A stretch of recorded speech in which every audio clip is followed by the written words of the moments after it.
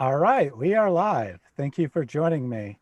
I am joined today by Lloyd, Mel, and Mohamad. I'll give them a chance to introduce themselves in a minute. We're going to be looking at Muslim arguments. I've sent out an invitation to every Muslim who has commented on my channel in the last 3 or 4 months. It was around 100 or so people.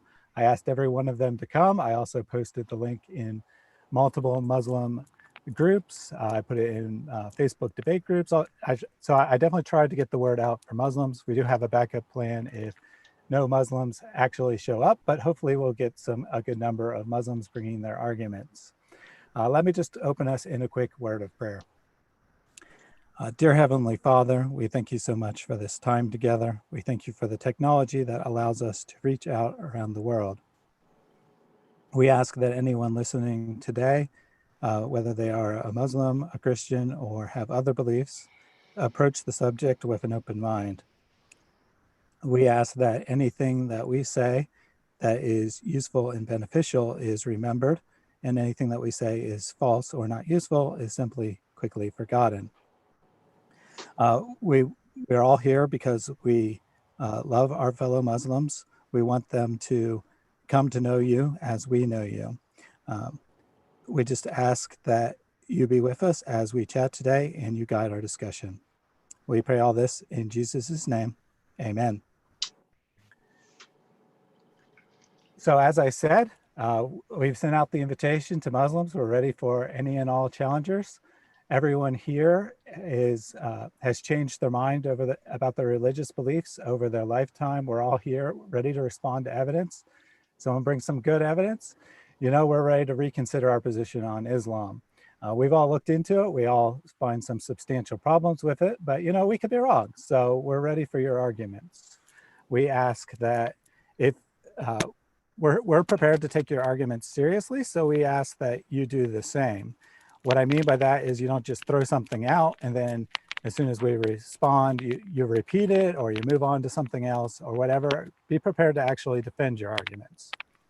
The other thing is this is Make Me a Muslim Day. It is not Make Me Leave Christianity Day, by which I mean this isn't a time to bring your objections against Christianity. If someone could convince me that Christianity was false, that wouldn't automatically make me a Muslim. You know, I would become a deist or I'd look into Judaism or, you know, maybe I'd become an atheist or whatever, but I wouldn't automatically become a Muslim just because you convinced me Christianity was false. So you're wasting your time by trying to attack Christianity, and it just shows you have no positive arguments to make for Islam. So we want to hear your best arguments for Islam. You can go ahead and start putting those in the chat at any time. If we have a good volume of chat, I'll probably just monitor the chat, stay out of actually responding to the questions, just because it's a little difficult to respond and read the chat at the same time. But I do have 3 experts with me. Each has a different area of expertise. I'll give them a chance to introduce themselves, and I'll just go by the order they appear on my screen. So you're up first, Lloyd. Hi, my name is Lloyd de Jongh, South Africa. I live in Warsaw, Poland.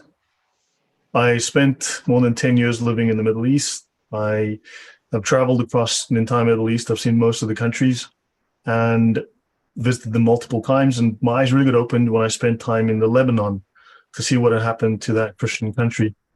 And I really became very interested in what Islam really teaches, having seen the dysfunction within the Islamic societies. Saudi Arabia was a miserable, miserable place, in stark contrast to places in Europe that were Christian.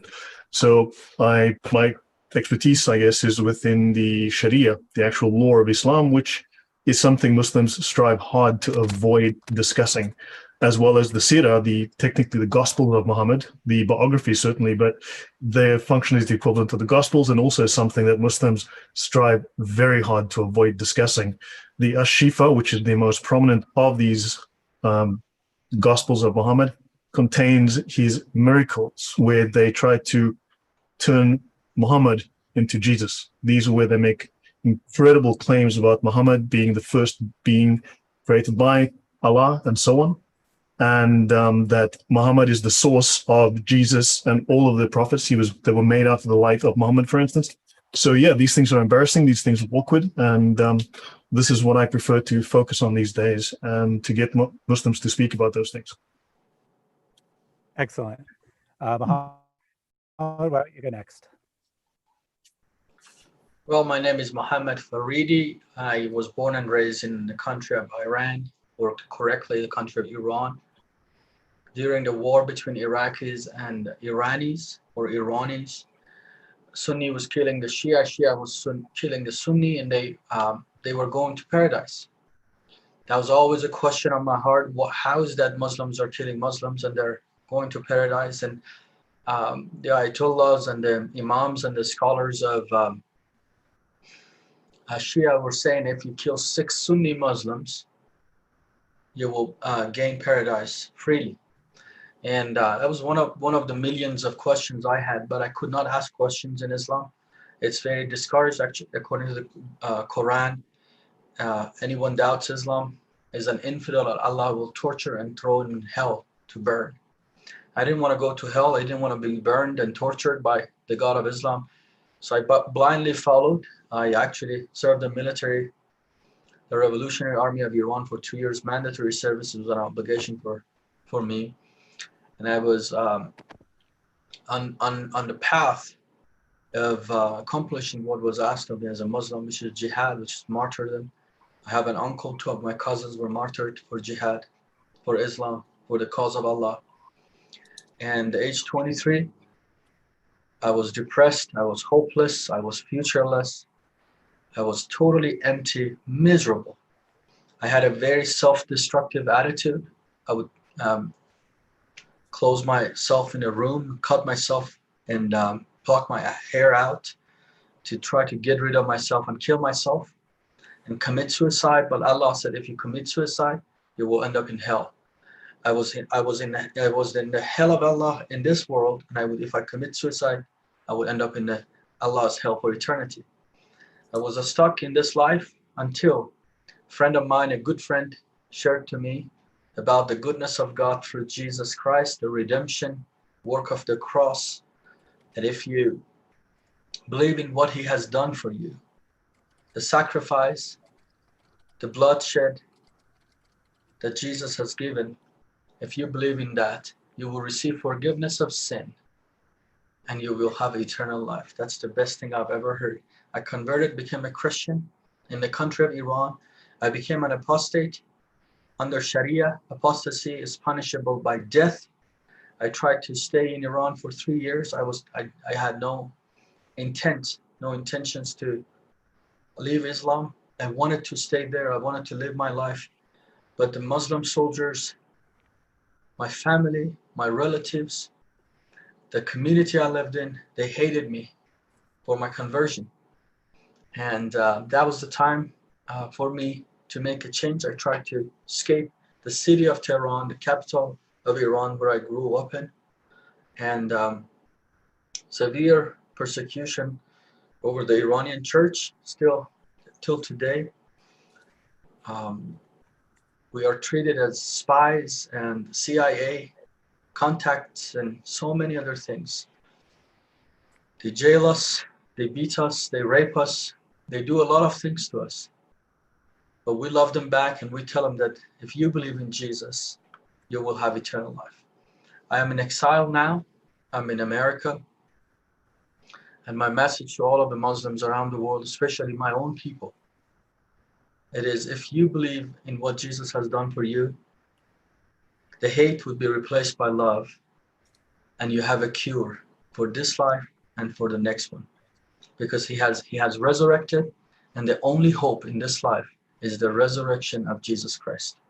I have a YouTube channel called Mohamad Faridi. You can go there, have more stuff there. And that's shorter story. I have a longer version in my YouTube channel. Excellent. Thank you for that very emotional and passionate introduction. Mel, why don't you go ahead and introduce yourself? Hi there, everyone. I'm Mel from Speaker's Corner. I have a YouTube channel, and the main focus of it is to critique Islam. And the way I kind of view our channel is that there's a first-tier critique of Islam where you You do a reductio absurdum based on the sources. In other words, you show how absurd they are, and so therefore you work out Islam is false. But what we do is it's called a second tier critique, and we ask the question, did it actually happen? So that's why we do a historical critique. So we look at Muhammad, we look at the book, the Quran, and we ask the question, is Muhammad's biography true? If not, what is the truth of where this story came from? And we also look at the origin of the Quran and who wrote it and why and what are the sources and things like that. So it's a bit complicated, but it's been a very fruitful work over the past 2 years. I am joined by Bala, who's from India. He is polyglot without exaggeration. He has an encyclopedic memory. So he's a great member of the team, and he's done some great videos with us, particularly on the various religious influences in the area of, say, Syria and Mesopotamia and places like that. There's lots of religious influences that you can see at work in the origins of Islam.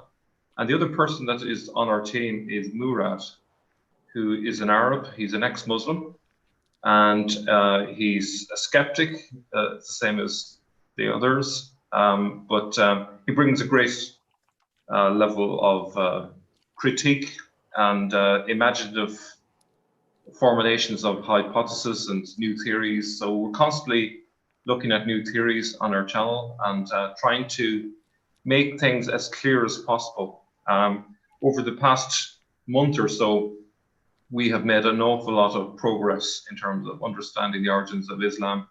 And so in the future, we hope to do a collective video where we really just spell it all out and make it as clear as day. And I suppose the key message for everyone watching is that it's really obvious from the historical sources that the Islamic tradition is full of holes.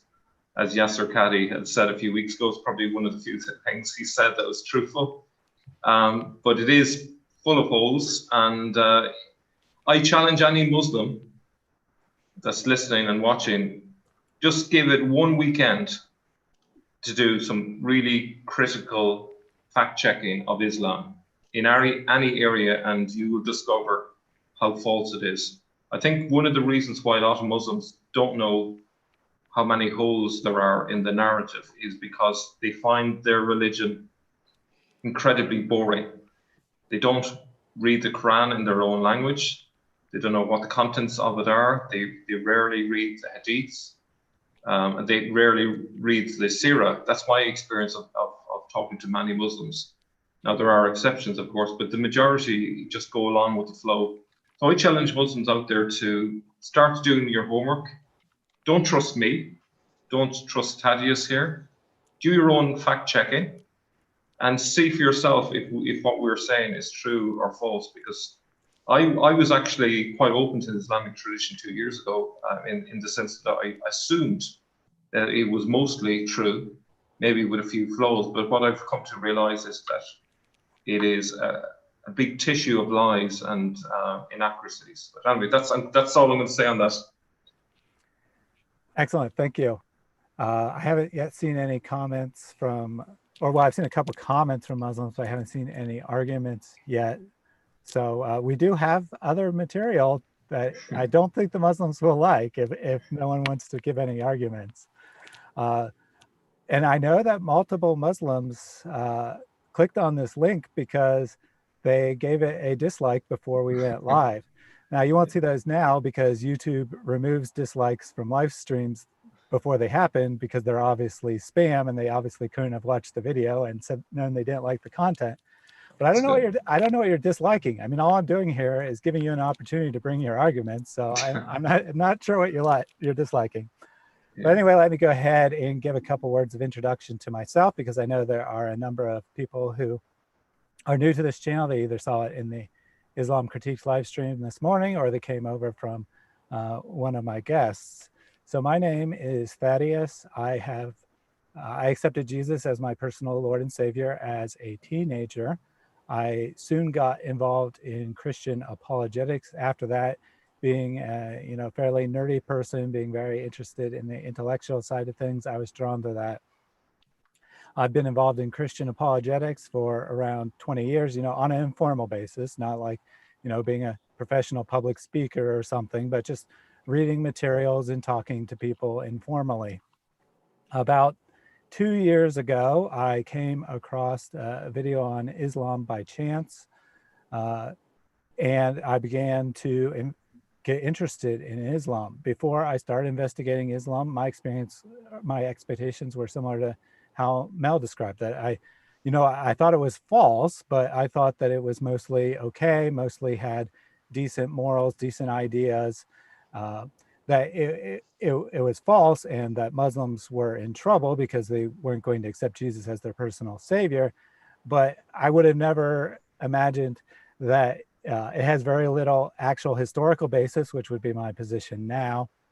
I would have never imagined all of the depraved teachings that are found in the Hadith and the Sharia law. And, I didn't know what a Hadith was. I'd never heard the word Hadith. I thought it was just like Christianity, that you had the Quran and Christians have the Bible, and that's it. But, so the more I learned, the more I realized how incredibly depraved this religion was.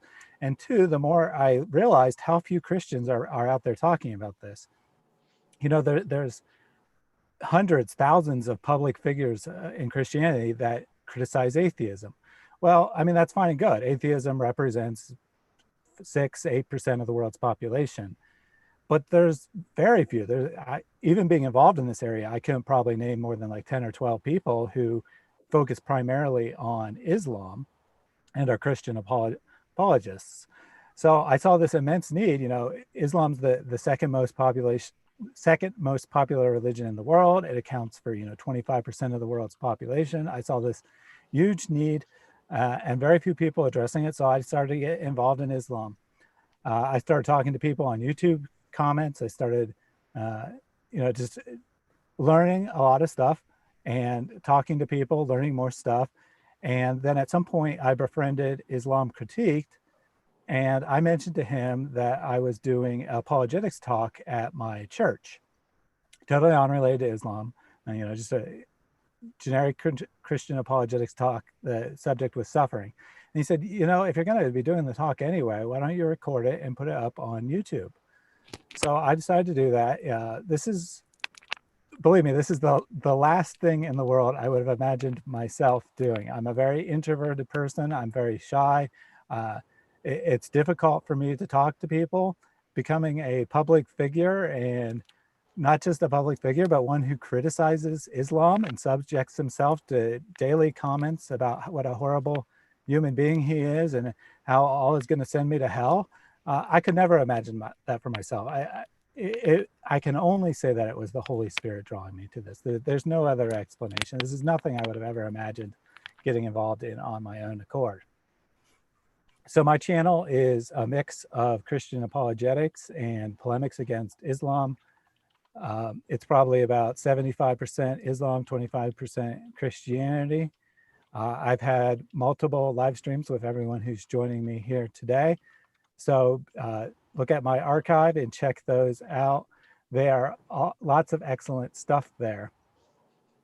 So that pretty much introduced myself. I have not been looking at the chat while I was talking. Did anyone else happen to see any arguments come in from Muslims? The one that I'm trying, as you see, I'm chatting on the chat. I think the very lame arguments of 1 + 1 + 1 is 3. So mathematically I answered that. So I think we're over that. But one of the things that I see that it's been somewhat debated in the chat is the Trinity, which is one of the most amazing things that the God of Christianity actually offers. We are a social being. We cannot be in isolation. Isolation kills us. That's why when you put a criminal in jail, you put in a solitude in an individual cell, because that's how you make him crazy, because that's how they go crazy. That's the most, the worst punishment for somebody, to just isolate them. And since God has created us in his image, we're a social being. He was a social being himself. So that's actually one of the most amazing things that the God of Christianity offers. Even though he is one, he is three in one, which is such a beautiful concept. So that's my answer to some of those dear Muslims, or some of those people out there that are asking about Trinity. I'd like to add to that, actually. I think behind that challenge with three in one, and their opposition to it, and their failure to see that Christians are monotheists, I think there's an assumption that the being of God is the same as the being of creation. As if, if you, let's say, if we use the example of three glasses, they're distinct from each other in creation because they, there's a different properties involved in the physical universe. So assuming that God is like the physical universe, to me, is a pagan philosophy. It's not accepting the idea that God could be somehow different from the creation. And I think that's one of the major flaws in Islamic thinking, that the Islam doesn't even have the imagination to imagine that God could be incredibly different from our everyday experience of nature and the world and the universe. And I think that to me would lead me more to Christianity than away from Christianity, because it's a false assumption,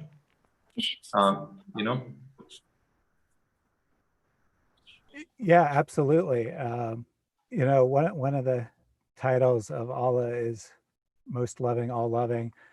But who was he loving before he created? The God of Islam needs to create in order to have something to love. The God of Christianity is complete in his own nature. Three persons, he's been in loving, the three persons have been loving each other from all eternity. The Christian God alone has that aspect of being able to love, not needing creation.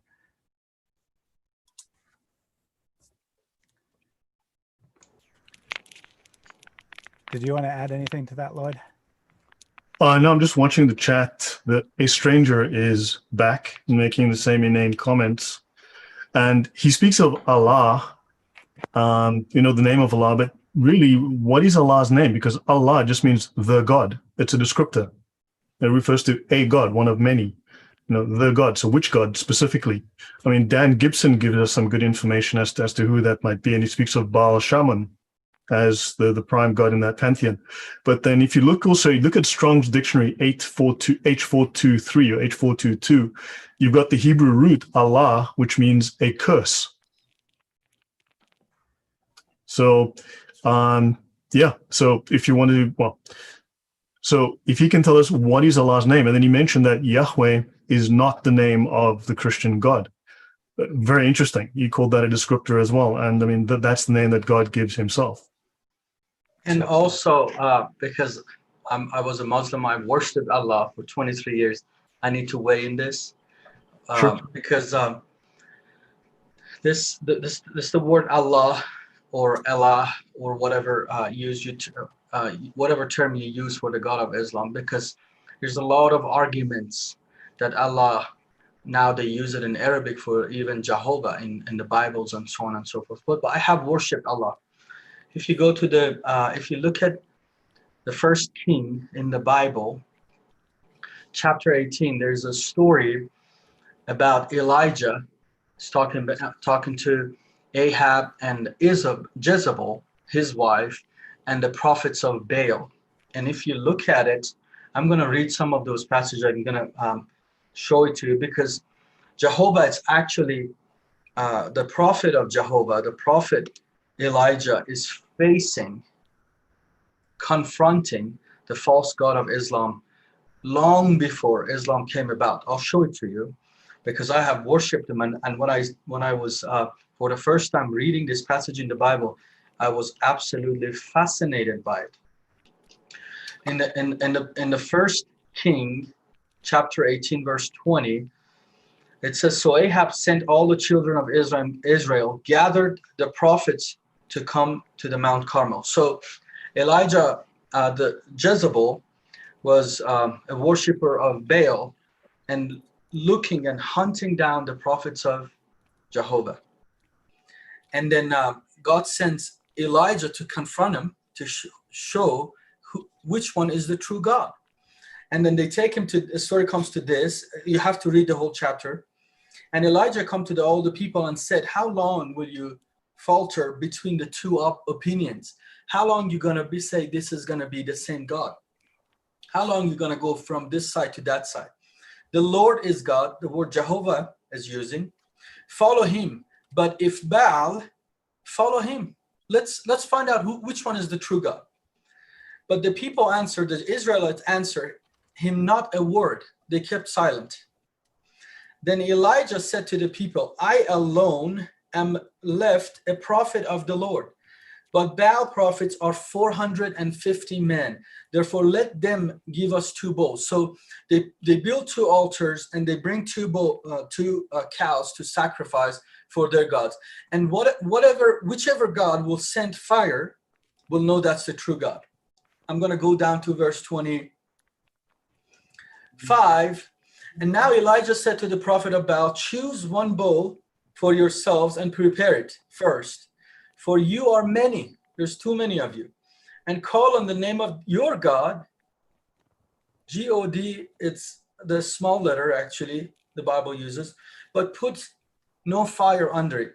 So they took the bull which was given them and they prepared it and they start calling on the name of Baal from morning till noon. It reminds me of day of Ashura, when the first month of in Arabic calendar is Muharram, the month of blood, that's what we call it. And on the 10th day, we worship or we mourn ritually for the death of the 10th Imam Hussein, the 3rd Imam on the 10th day.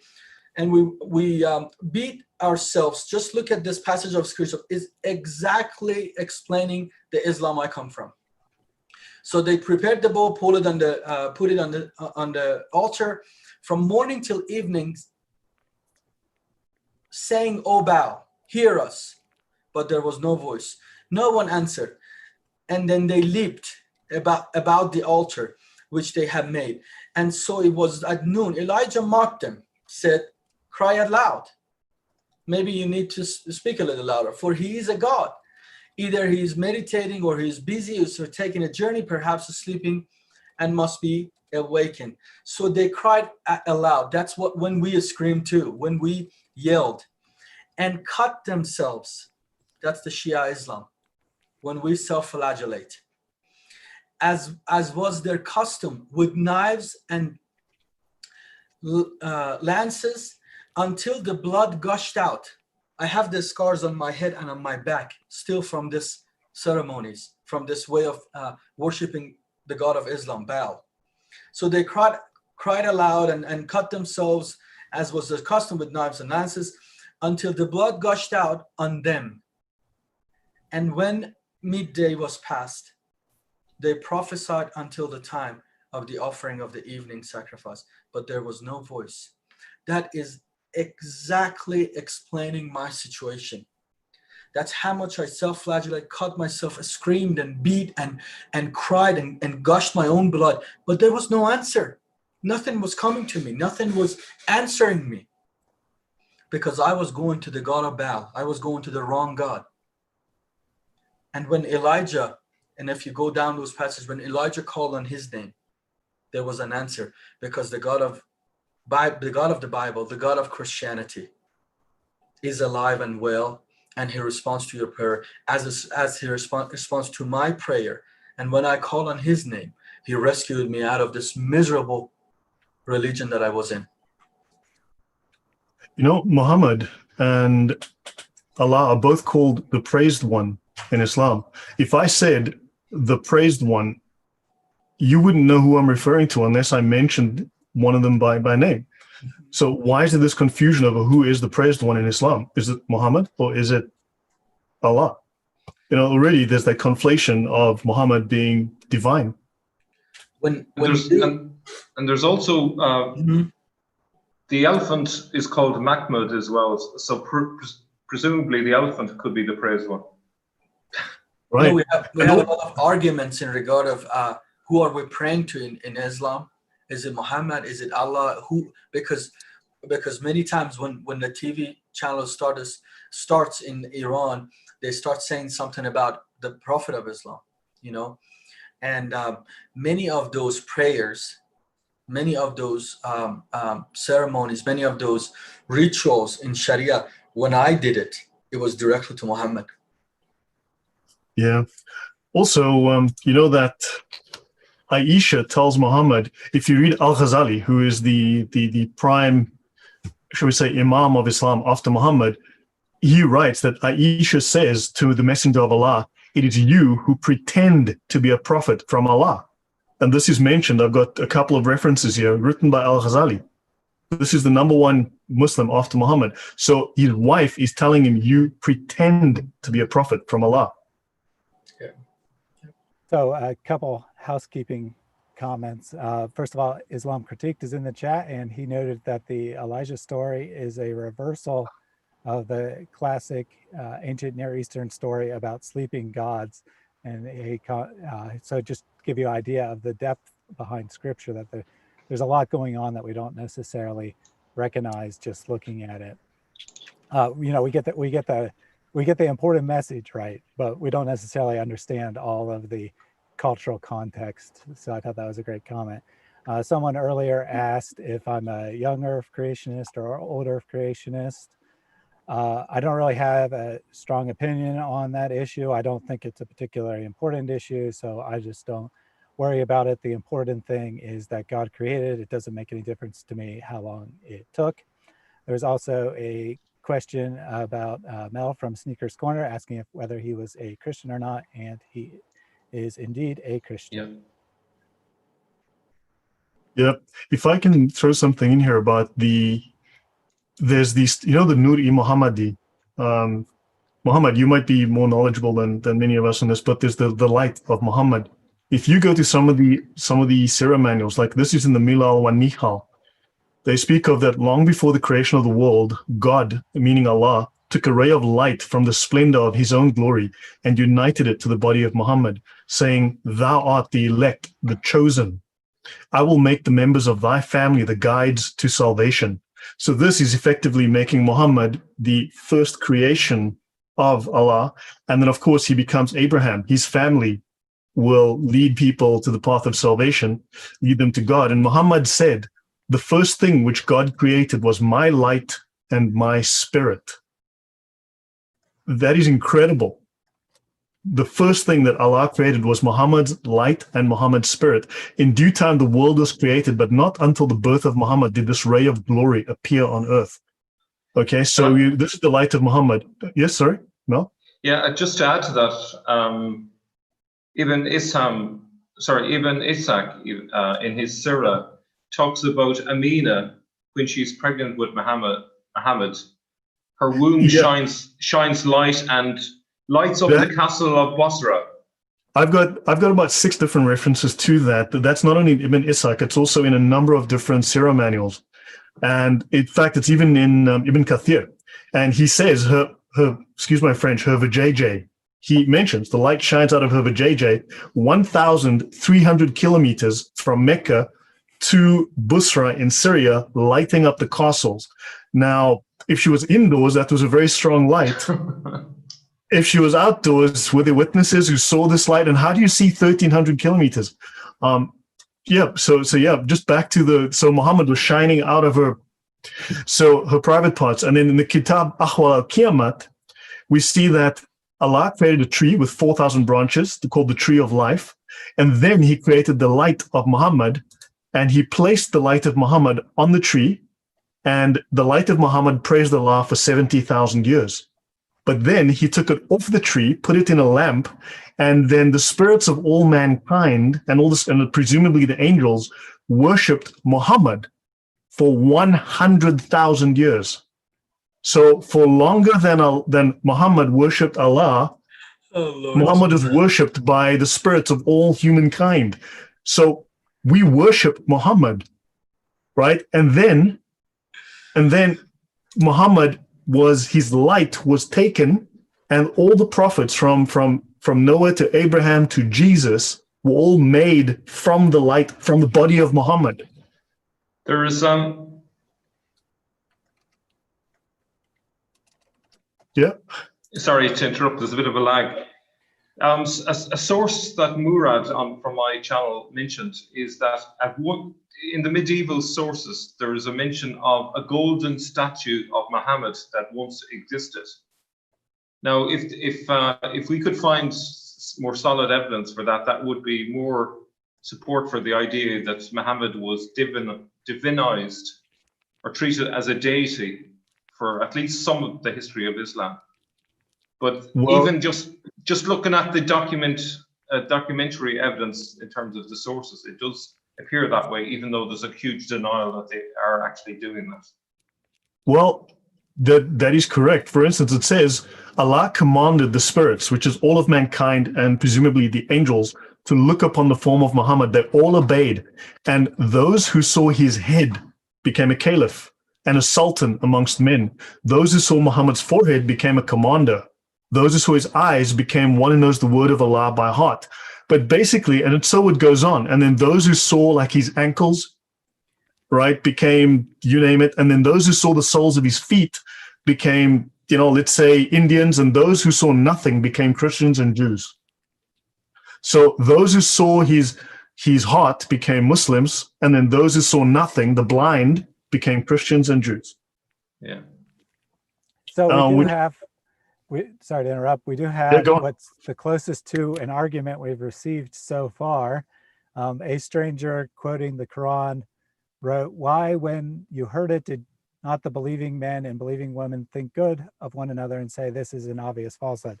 Now, I don't know if he intended it this way, but I'm going to take it this way because this is the way that actually makes it into an argument. The argument would be there was lots of Jews and Christians around at the time of Muhammad. We don't have any record of them rejecting him. So wouldn't that be evidence that Muhammad was accepted as a prophet by presumably knowledgeable Jews and Christians during his own time? So who would like to take a stab at that argument? Sorry, I was typing. I missed the question. Yeah, maybe just repeat that question again. So the question is, why did Jews and Christians of Muhammad's time not reject him, openly oppose him, say, this guy's obviously a false prophet? Well, they did reject him. That's why Muhammad decided to kill them, because they wouldn't accept him as a prophet. And I think there's also lots of, I don't know if you can hear me. There seems to be lots of references to the criticisms of Muhammad in the Quran as well. So that seems to contradict it. Yeah. Yeah, the Quran itself says, you're just making up tales of the ancients. We already know these stories. You're not a prophet. And then, of course, it rebukes that, but it's pretty clear evidence that people were saying it. Yeah. Why don't you, this will be a good question for you, Sneakers, because you look at the early sources. Tell us what are the earliest sources that are considered reliable by Muslims compared to the earliest Christian sources about Muhammad? Yeah, so from the 760s is when you have Ibn Ishaq's Sirah. So if you compare the early sources from a Christian point of view, you're talking from the 630s onwards. So from say 636, you have one of the earliest sources that refers to the Tayyaye of Muhammad. You also, I think that one was called the Fragments of the, I can't remember the full title of it. I think it's the Fragments of the Arab Invasion or Arab Conquest. I think it's the Arab Conquest. That's 636. And there's one by Thomas the Presbyter in 640, who again refers to the Tayyaye of Muhammad. And then there's Sebius in the 660s, and then there's the various other ones from the 690s onwards. But you're talking about 130 years at the earliest before you have the Islamic traditions starting point, which means that there's about 130 years of traditions that they have literally just deleted and chucked away. And the big question is, why did they get rid of it? Because surely the followers of Muhammad were writing down details about him and records about him if he was as valuable and as important as they say he was. So they obviously have got rid of things. And the reason why they got rid of it is because they created a myth about who he was. His entire story was recreated to fit a new narrative. And the reason is because I believe he didn't come from the Hijaz originally. He came from the Euphrates in Iraq. And if any of you saw my video earlier today, I gave some evidence for that. And the context of the Quran as well is all the locations mentioned in the Quran are to do with the Nabatean region. So there's a total mismatch between the Islamic tradition and the Quran itself and the locations it mentions. So I hope that answers the question to some extent. But if we were to line up all of the sources, the early sources chronologically, what you see is a slow evolution of the story of Muhammad.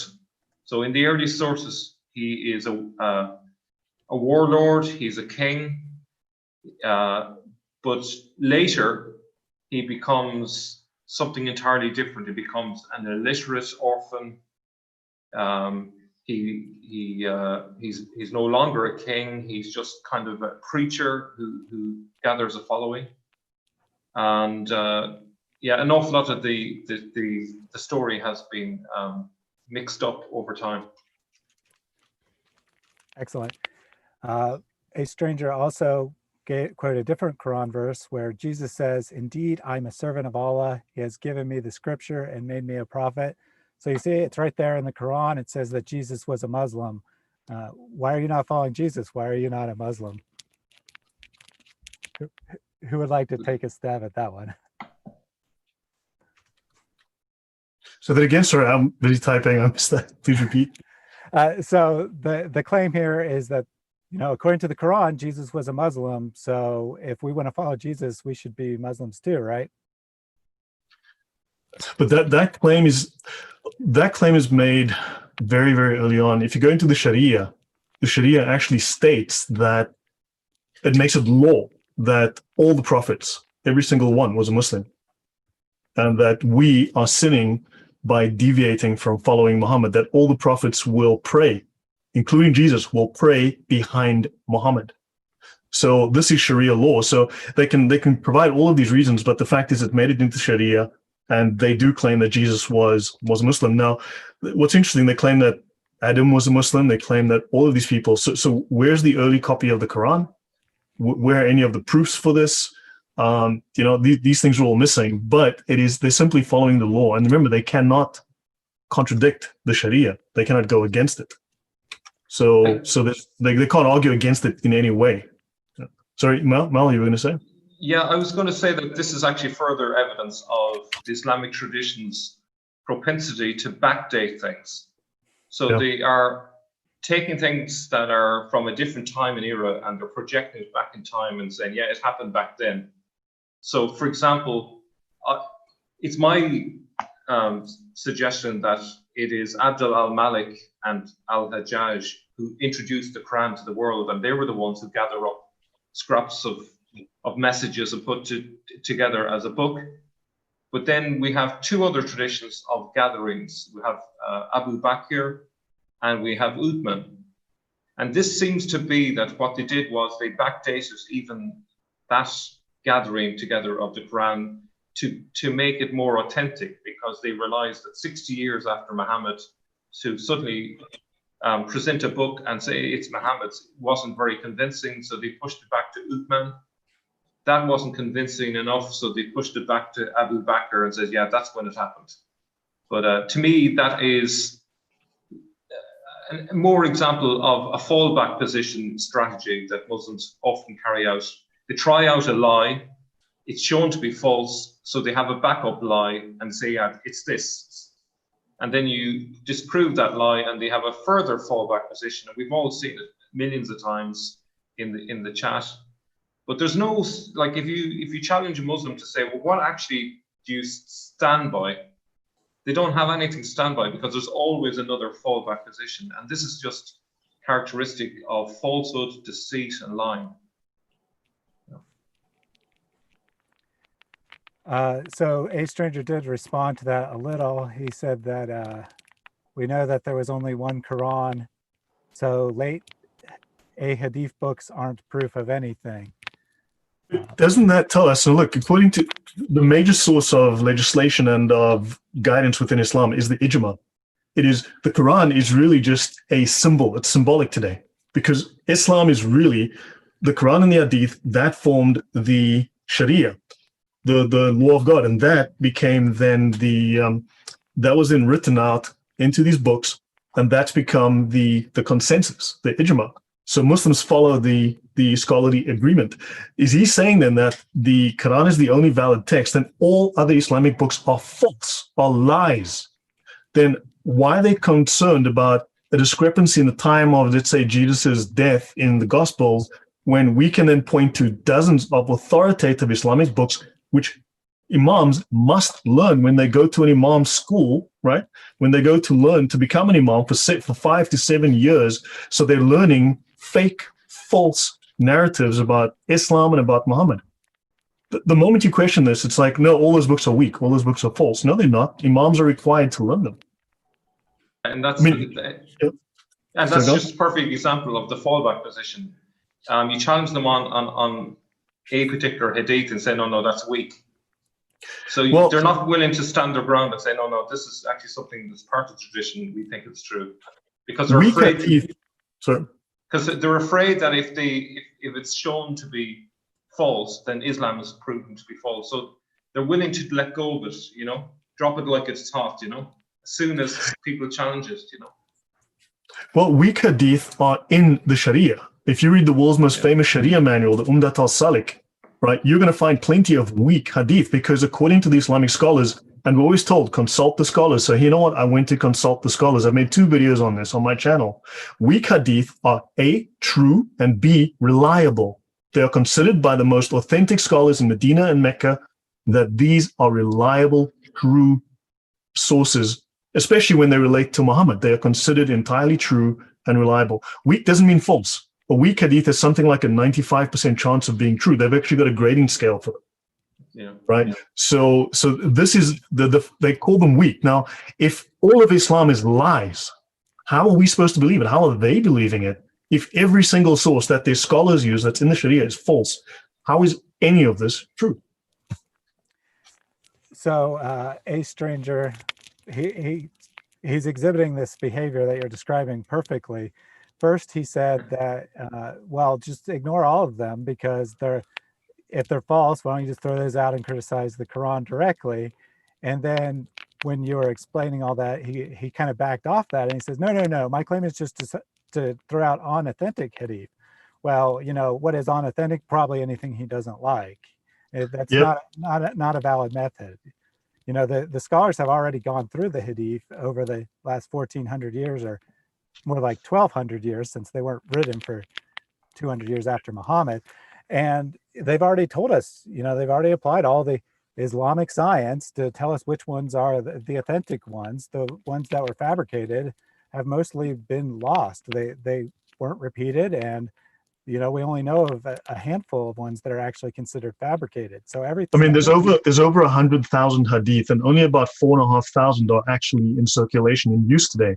So, but the other 95,000, I believe, they do still exist in the Arabic. So really, those 95,000 are considered not good enough to be translated, right? Can I read something actually from a scholarly work from the scholars of Mecca and Medina? These are the top scholars in Islam today, right? This is in the introduction to the Fath al-Bari, the Victory of the Creator, which is the most famous commentary on Sahih Bukhari. So this is an expansion of Sahih Bukhari, right? And it says that weak hadith are considered true; they are not false.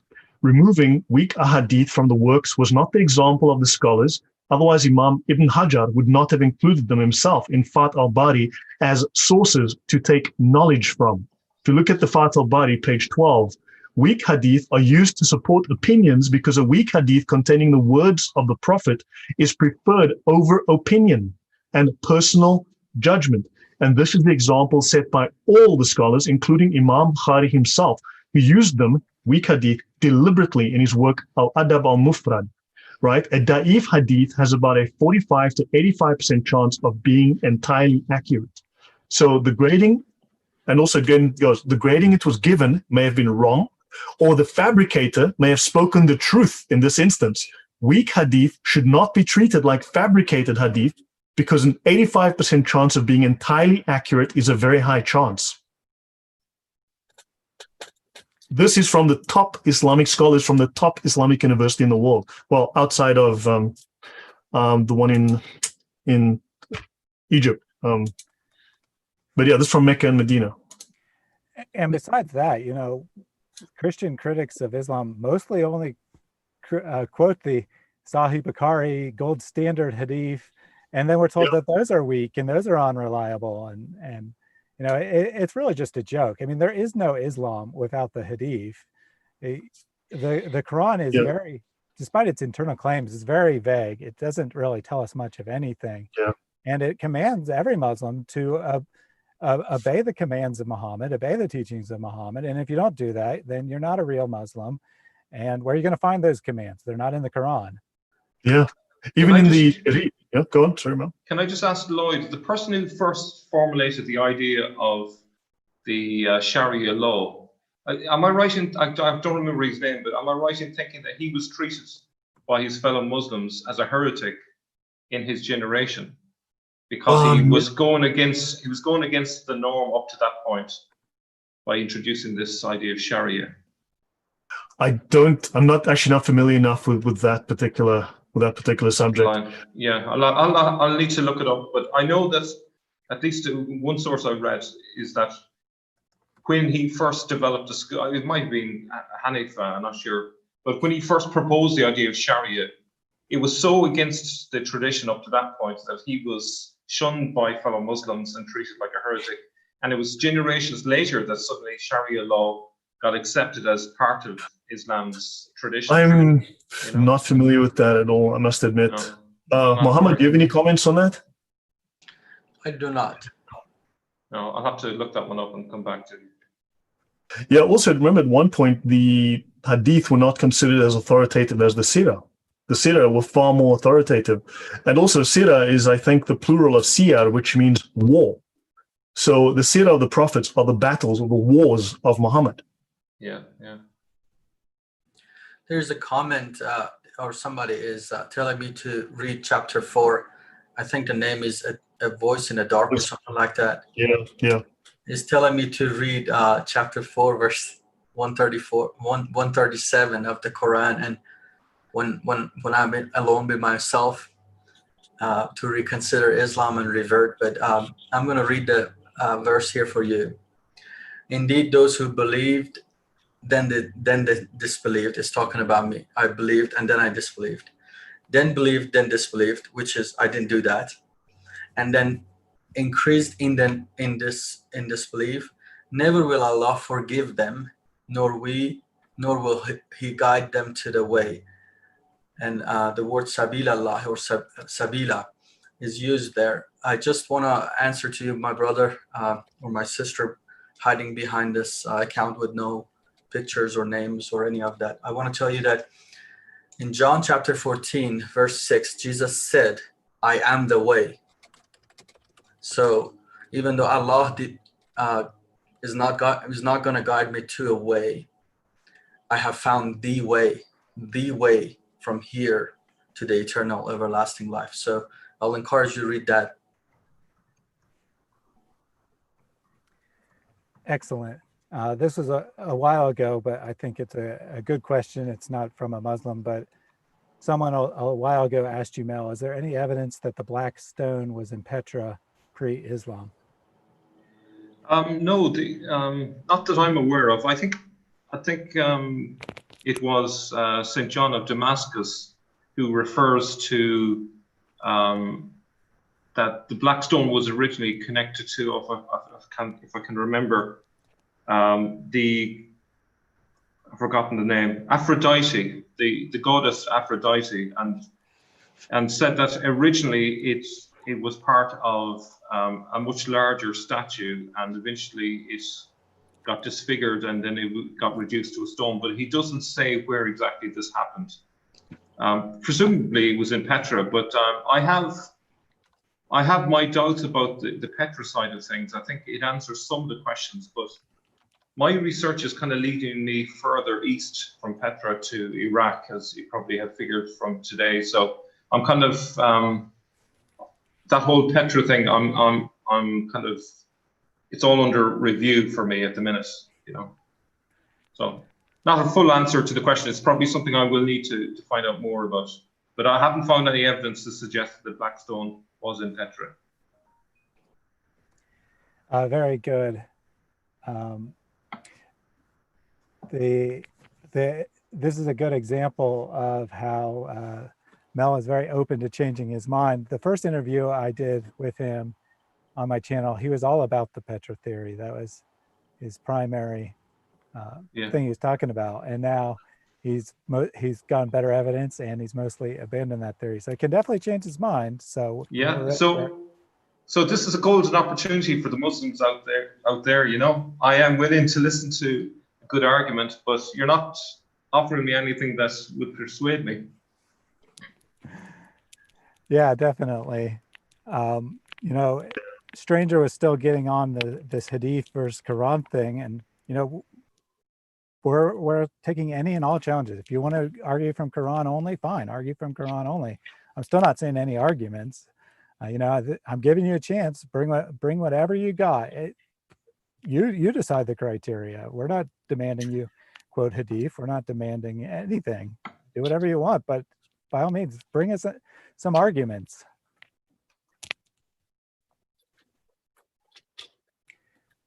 Nice telling me I'm mixing Hadith. You know, man, because we've been so confused about what Islam is, we took the time to go and study Islam. We presented honestly, we presented directly from their best scholarship.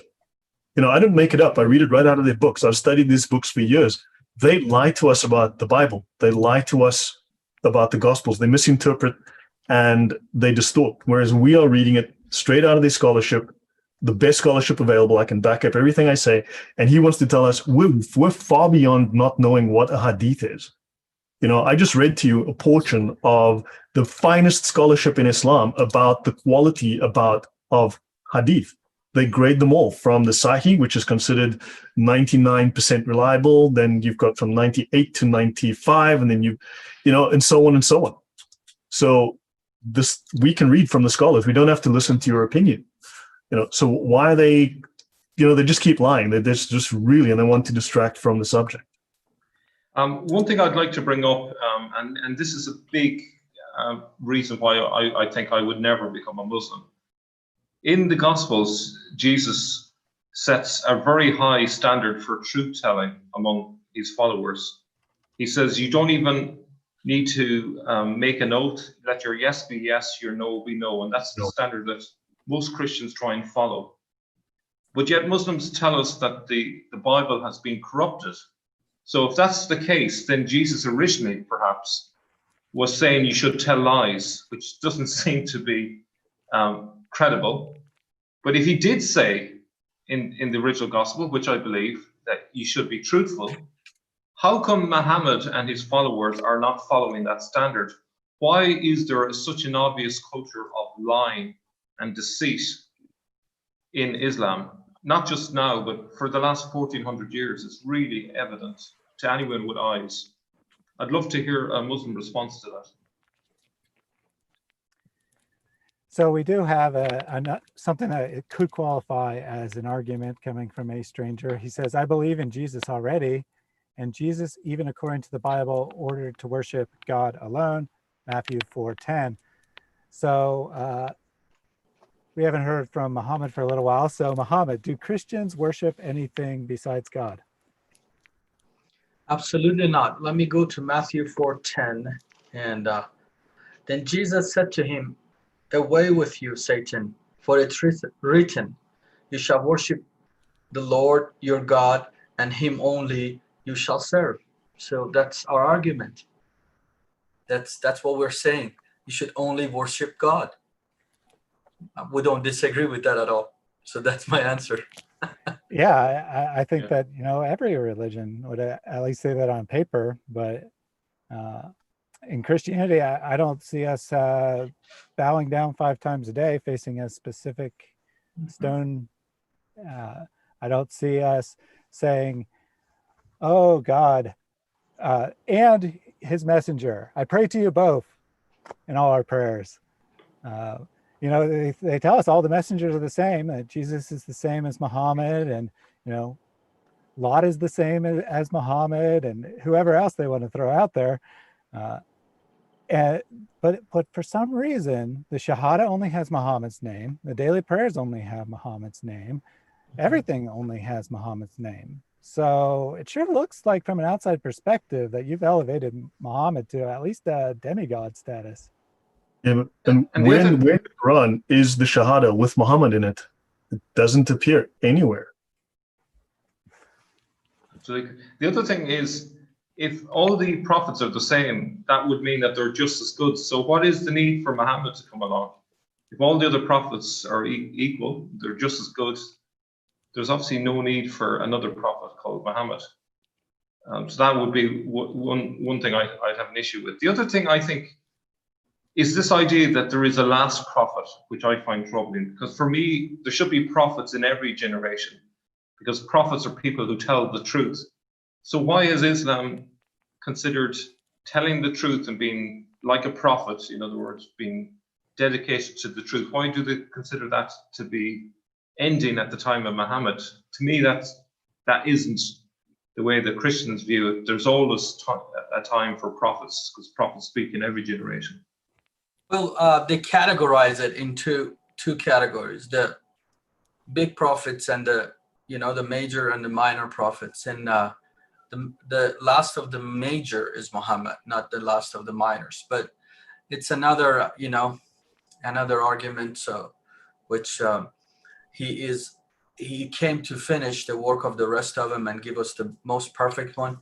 And when you look at the most perfect one according to him, it's actually the most fallible, it's most discredited, the most unreliable one, actually. But in a mind of a Muslim, I remember those days. I mean, there's not much reasoning going on. It's it's a very, very dark place, and you can't think straight because the critical thinking has been taken away from you.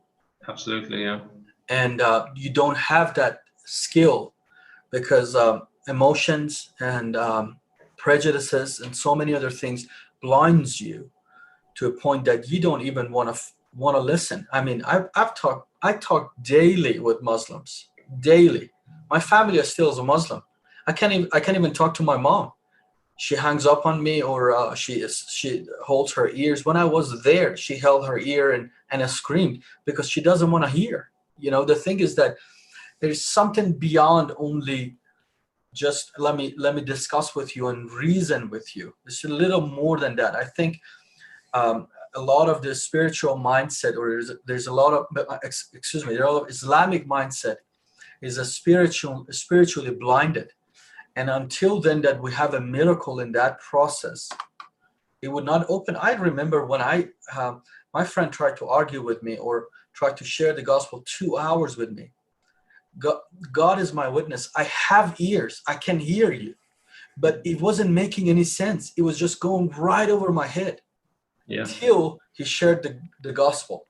And it went from my head to my heart. It was just something different that it's not normal. It's a supernatural thing that will happen to you. Can I offer something from the Sharia? It says that in this school of thought, the good of the acts of those morally responsible are what the lawgiver, and the lawgiver in Islam, because Islam's a legal religion, the lawgiver, and it says synonymous with Allah or Muhammad. In other words, in the Sharia, Muhammad and Allah are the same. Mm-hmm. They're synonymous, right? So they're the same person. Muhammad is Allah and Allah is Muhammad. And it says, good is what has been indicated is good by permitting it or asking it to be done, and bad is what the lawgiver has indicated is bad by asking for it not to be done. Good is not what reason considers good, nor is bad what reason considers bad. Good and bad, according to this school of thought, that's Islam, is the sacred law, not reason. Mhm. Reasoning is forbidden. In fact, if you go read further in the Sharia, it states philosophy is illegal. Wow. It says so. Philosophy is illegal. We've covered this on the show Thaddeus. It is unlawful for a Muslim to engage in philosophical thought and reason. Mhm. That's true. So a little while ago, Tuanin asked, since Muslims aren't bringing arguments, can Christians start bringing arguments that Muslims have given them? And I said that would be great. So we have the first one Yeah, here. awesome. The argument is, it was Ishmael that was almost sacrificed by Abraham, not Isaac. This means that Muhammad is the one who is in Abraham's seed and not the biblical prophets such as Jesus. So what do you think of that argument? It's an example of just revising history to suit Islam, because they saw the hole in their own story and they had to change it in order to fit the current agenda. And this is just another example of it. I actually taught on it on my last interview with Fuad Masri, and you should actually look it up, because it today is actually the feast of sacrifice, or they call it Eid al-Adha, and refers back to Ishmael, which is missing the whole point of sacrifice, because Ishmael was according to flesh. It was something that Abraham and Sarah made it happen on their own strength and not waiting on God's promise. There's nothing supernatural about Abraham and Ishmael's story. But when it comes to Isaac, is actually the promised one, and it's a supernatural birth, and it's because they waited on God and they received that seed, that son. Sacrificing that son is much more valuable to God, and that was their bloodline between the husband and wife, and not between a husband and a concubine or something like that. So, and it's another counterfeit gospel presented by Islamic doctrine that missed the whole thing again, just like many other things. So if you want to have my whole answer of teaching on it, you can just go to my YouTube and find out. And it would be phenomenal for Christians. I always encourage them, learn the plan of salvation, learn the plan of God from Abraham, Isaac, and Jacob, and all the way to David and Jesus. And if you could put them together to share the gospel from that kind of a perspective to Muslims, because all of them are familiar with the Feast of Sacrifice and the story of Abraham, and it's a very traditional thing. If you could just from that point explain to them why is Isaac and not Ishmael, and go so on and so forth, and that the story of Abraham and sacrificing his son, willing to the obedience to be the sacrifice his son, such an important part of the gospel. And if you can relate to that, to the I'm talking about the truth seekers in the Islamic faith, that they're looking to know the truth, not the one that they think they know it all and they figured it out and Allah is the best. I'm not talking about those guys, but I'm talking about there are a lot of Muslims that they need a Christian to get along with them and tell them the stories of the Bible and share the truest stories that they have heard the counterfeits in the Quran or in their mosques or a lot of places like that. And that could be a place that they could start evangelizing and sharing the good message of the gospel. Yeah, absolutely. I've watched that video myself. It came out a day or two ago, so it shouldn't be hard to find. The first half is kind of a mini version of Muhammad's story, and then the second half is kind of how to witness to Muslims, and there's a lot of really good, thoughtful advice in there. So definitely check that out. Someone raised, David Rye mentioned something very interesting. There's the hadith that the Muslims will split into 73 sects and only one of those will go to paradise and the rest will go to hell. So I'd just like to know from a stranger and a voice in the dark, which one of those sects are you in? Are you in the one that will go to paradise or the 72 that are going to hell? Can you confirm that for me? Should we be listening to you? Because if you are the 72, then your opinion isn't going to help you one bit.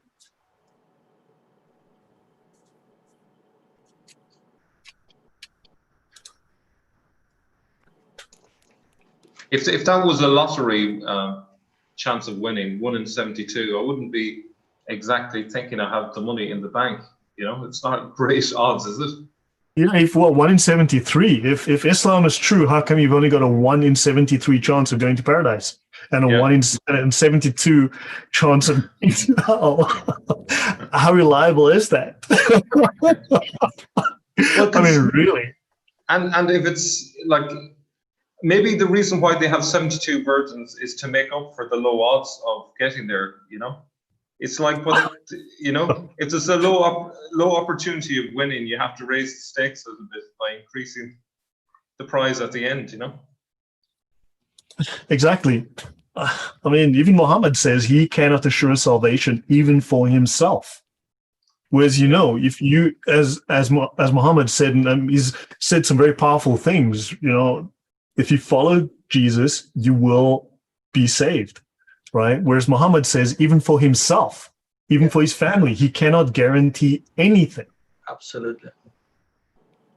I just want to bring up a little detail about Muhammad's biography.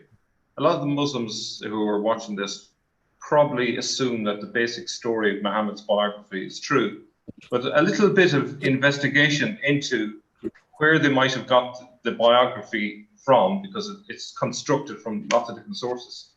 But if we look at Abdul al-Malik's father, who was, I think, Marwan, his mother, so in other words, Abdul al-Malik's grandmother, or Marwan's mother, that makes sense, his mother was Amina, right? Does that sound like anyone? Same as Muhammad, yeah? Amina, yeah. And two of the wives of Abdul al-Malik's father, Marwan, two of his wives were called Aisha and Zainab. Now, it doesn't take a genius to work out, I would have thought, that they borrowed the details from Abdul al-Malik's family as part of the generation of this massive myth of Muhammad. And, you know, I think Muslims out there, you know, don't be gullible. Don't just accept the Islamic tradition. Do a bit of fact-finding and just check it out. Look at the early sources and see for yourself that this is a myth that's been created, and, you know, too many people have lived and died believing that this myth was true. And it's really for you to be the part of the generation that kind of wakes up and realizes that, you know, you've been had, you know. So we have a new Muslim who has popped into the chat. I am Sahand. He called it, first comment was, I can't believe I'm watching the Four Idiots show. And then I said, welcome, we're ready for your arguments. And he said, I have no arguments. Well, okay, we agree. You have no arguments for Islam. Thanks. Yeah. What's interesting is they will never, and I will say this bluntly, because Thaddeus, you know, for the last 12 months, I have gone out of my way to try and make them discuss the Sirah and the Sharia with me, and they will never, ever do it. It just won't happen. I am reading straight out of your books. Why are you telling me it's all lies? This is your best scholarship. This is your finest scholars' works from your 4 schools. And they'll tell you, 4 schools? What are you talking about, 4 schools? There's no such thing. You know, and they'll tell me, oh, that's Shia. No, it's not. You know that, just to use a historical analogy, when Galileo was looking through this telescope and people around him didn't believe in what he was saying, that there were moons going around Jupiter and so on, he said, just look through the telescope and you'll see for yourself. Just look. They wouldn't look through the telescope. And that's exactly what is happening today. You know, Muslims are just being asked, hey, just look through the telescope and see for yourself. And the telescope here being the Sirah and the Hadith.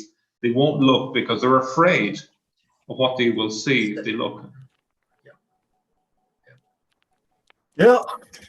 Well, also don't forget, Muslims are divided into 4 categories, right? You have the Ibarah, the Ishara, the Haqaiq, and the Lataif, right? There's the 4 levels, right? So your average Muslim is in the Ibarah level, the literal level of the Quran. They're not allowed to look past that. The next level, your imams can go into the Ishara, the allegorical meanings. They can see a higher level of meaning.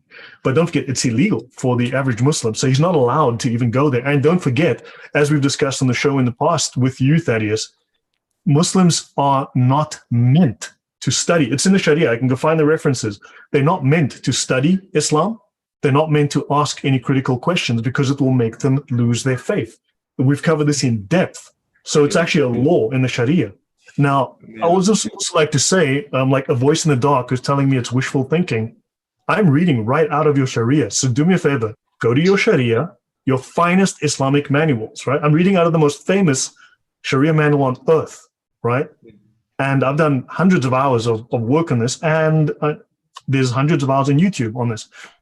Show me the way I'm wrong. From your Sharia manuals, name the manual, name the author, name the school. Go for it. I'm happy to do this. Let me Quote, because many of you guys that discuss Islam know Islam more than 99% of the Muslims themselves, but the idea of not asking questions, where we get that idea? Well, let me quote that in the Quran, because it's important that we know it's not something made up, that we are making it up. Or when I remember I was maybe 6, 7 years old, in a cold morning. My mom got me up, prepared me to do my salat in the morning, and that's the most miserable one, because they encourage you to wash yourself with cold water, and they say that has sabab. They add some good points to it. And the sweetest time of a sleep, it's like 4 a.m., 5 p.m. And in that sweetest time, they want you to get up and do your prayer. And when I was praying, you're half asleep, and I was praying to Allah in Arabic, in another language, which is not my mother tongue. We speak Farsi or Persian in Iran. And halfway through, I'm like, what am I saying here? I have no idea. I'm just memorize some stuff. I'm saying it. Kids have questions. Went to my mom and asked her, Mom, can I pray to God in Farsi, in my mother tongue, in the language He has created me? And my mom said, a good Muslim does not ask questions. You don't want to be tormented and tortured by Allah. I'm like, simple question. You're not allowed to ask. So where do they get the idea? Because I've shared this before, and then they say, well, that's your mom, or that's this, that's that. But let me show you chapter 5 of the Quran, verse 101. Chapter 5, verse 101. Pickthall, I'm gonna read it. O you who believe, ask not of the things which, if they were made unto you, would trouble you. But if you ask of them, then the Quran is being revealed. They will be made known unto you. Allah pardons this, for Allah is forgiving, clement. Or who you believe, do not ask about this thing. Don't ask questions in this religion. It's discouraged. They don't want you to ask, because if you ask, you probably will doubt. And if you doubt, Allah will, Sai International actually said, will distress you. So asking question in Islam will distress you, maybe causing problems to you. So they, especially if you're not in a leading position in Islam, it's completely discouraged, and they don't want you to ask any questions. So I see a comment there. Someone said, I think it was AKR, every Muslim needs to pray in Arabic, as the Quran says we have revealed the Quran in Arabic. But actually what the Quran, I'm not necessarily sure if it's the Quran that I read this. It was originally revealed in the Qurayshi dialect. Actually, it was Al-Bukhari, I think. Yes, Al-Bukhari, book 509, 510, I think you'll find it. Now, as some of you may have seen in the video earlier on today, Quraysh is believed to be a tribe that Muhammad belonged to, but actually, historically, the real tribe that he belonged to was called the Tayaye. So somewhere along the line, they have got things all muddled and mixed up. So I investigated what Quraysh actually is, and it is Cyrus, as in the Emperor Cyrus, in Babylonian Aramaic. So essentially, the Quran was originally put together in a different language. It was Babylonian Aramaic and not Arabic. And, you know, this is one of the reasons why the Quran has to say 10 times over, I am in Arabic, I am Arabia. Like, you know, if a book is obviously in a particular language, why does it need to tell the reader I'm in Arabic if it's in Arabic, you know? And one of the reasons is because it originally was in a different language. And this is the big dark secret that Islam is hiding from most Muslims.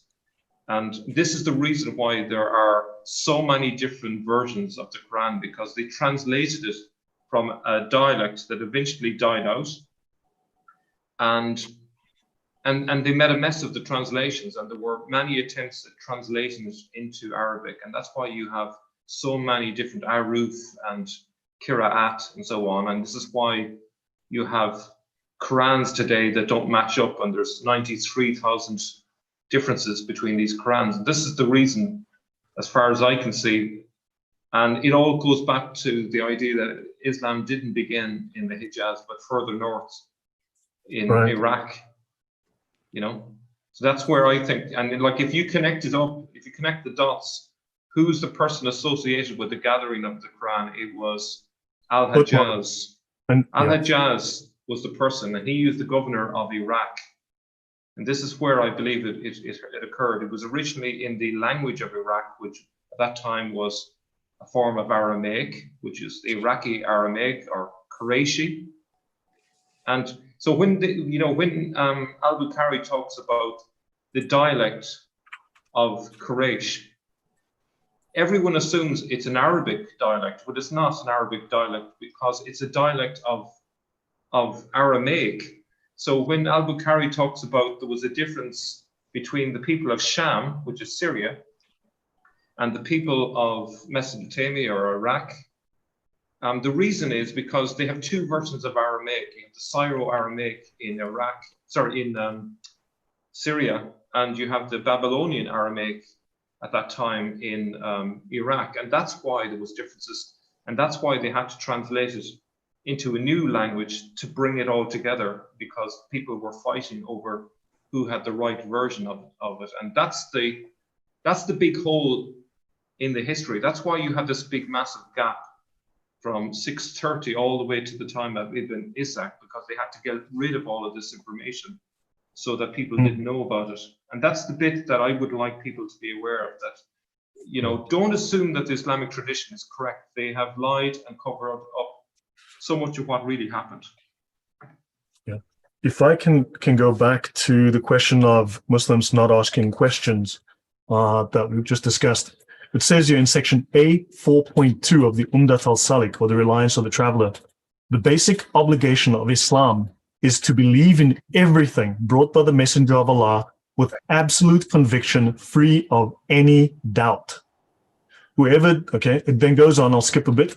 What befits common people and the vast majority of those learning or possessing sacred knowledge is to refrain from discussing scholastic theology, unless corruption, which is difficult to eliminate, find its way into their basic religious conviction. It is better for them to confine themselves to the contentment with the above-mentioned absolute certainty. It then goes on to say about heretical scholars, right, who put rational theories ahead of the Quran and the Sunnah. So to be rational is illegal. It's heretical in Islam. It is. And it says here, don't ask questions, accept without doubt. And then it goes on.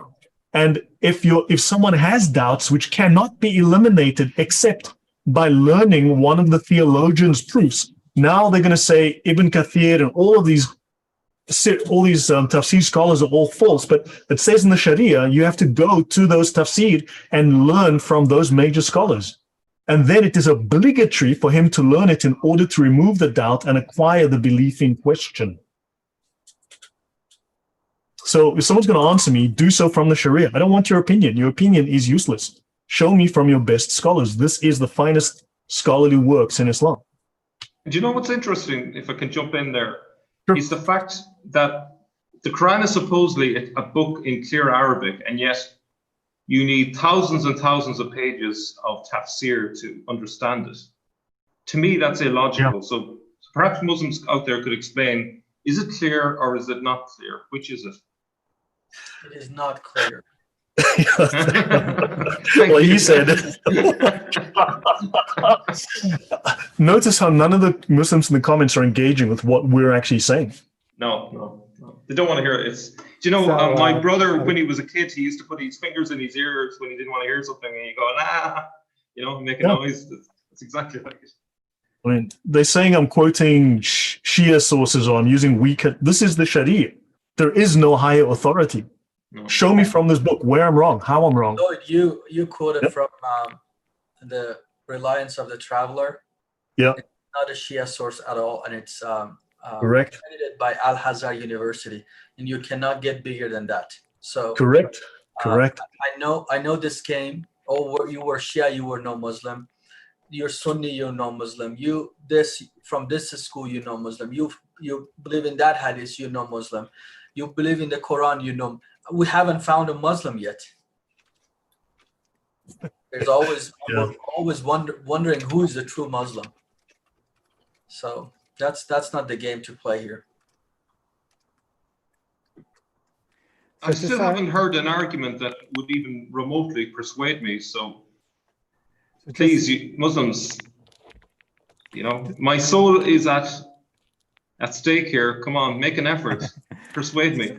So we do have a couple arguments from Tatuanin. The Christians are the only ones bringing arguments for Islam here, it seems.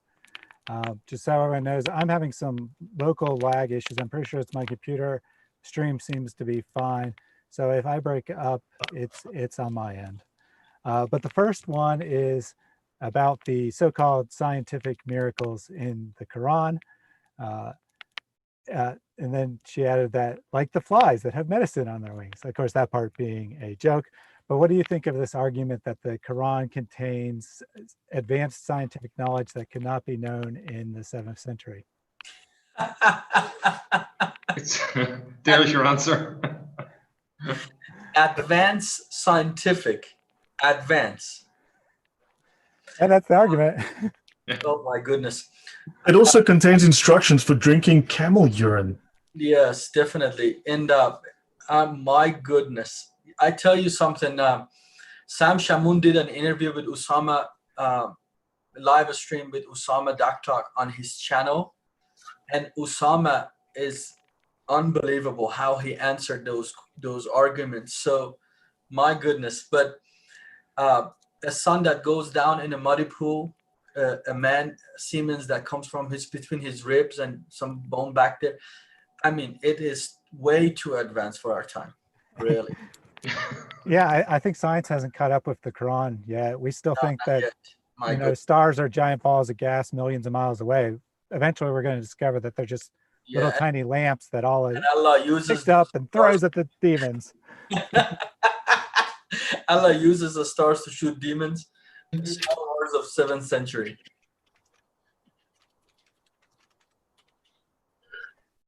This strangers, obviously, they all do, but they're all trying to change the subject. But the question is, when you become an imam, you are required to study multiple Sharia manuals. And you started with some easy ones, and you end off with the Hadayah, which is a very, very detailed 4 volumes, 2,652 pages. Now, I haven't read every single page, but I've read hundreds of them. And he's saying only the Quran is valid. Now, they all become somehow Muslims, every single one becomes a Quran-only Muslim when you start bringing out their sources. Yeah. That's a miracle in and of itself.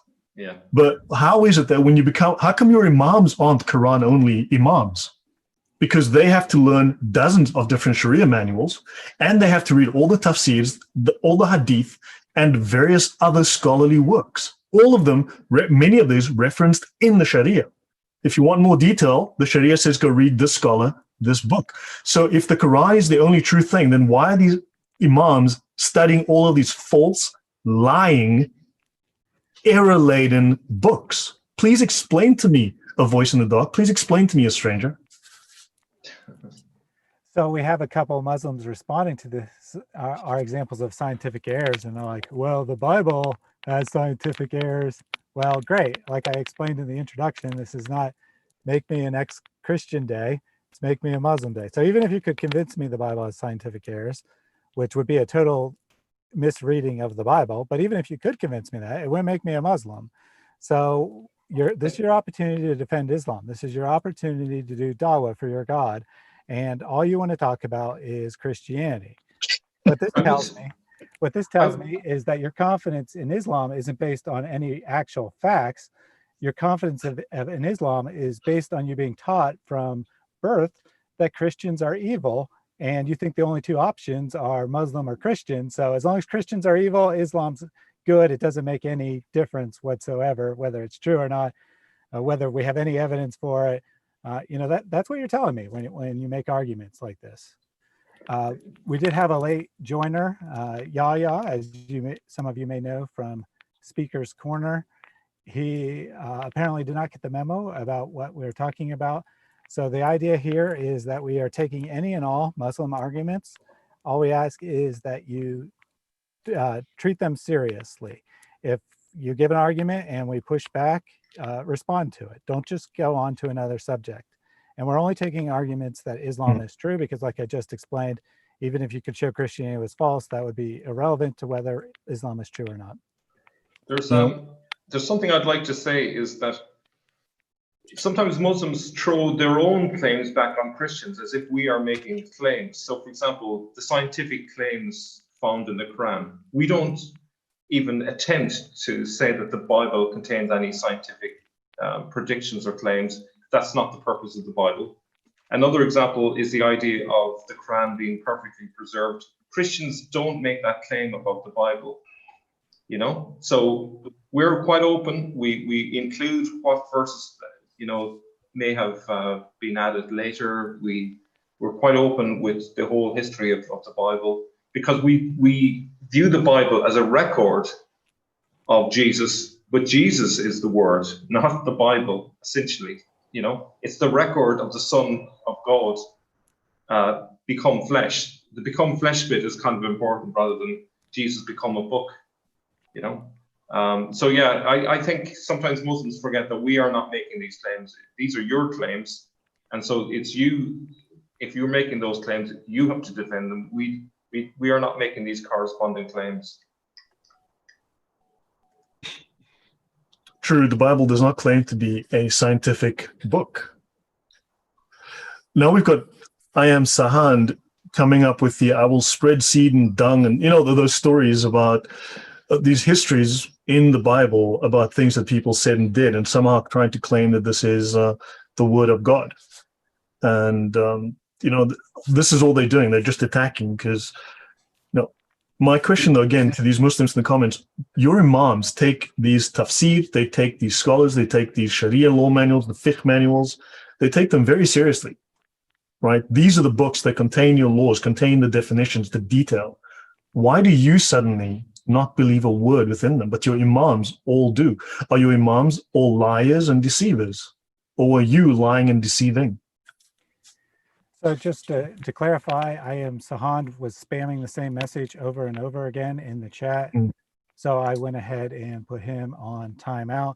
But basically, he was taking this Ahmed Didat approach where you take a verse of the Bible, which is spoken by a pagan king threatening the Israelites, and try to attribute that to God speaking, which is just ridiculous. Yeah. Just for the record, I don't find the scientific claims that Muslims are making at all persuasive, particularly because there were plenty of people who wrote scientific works before Islam And I think Galan is one, if I got the name right, writing, I think, in the 3rd centuries. And a lot of the scientific ideas in the Quran seem to be borrowed from that person. I think I've got the name wrong. But there were people that it can be traced to. There's usually a natural explanation for all of the bits and pieces that you find in the Quran. So along the same lines as the scientific miracles, Tatunan also asked about the so-called mathematical miracles. I'll have some thoughts on that one, but if you guys want to give your thoughts first, you know, you take the Quran and one popular one is you count the number of times that the word Jesus is mentioned or Isa is mentioned, and you count the number of times that Adam is mentioned, and wow, they're the same. This must be a miracle. It must be from God. And you know, there's a huge variety of these, but they're all along that line. So they find some sort of. Let me help you here because this is important. You know, we grow up.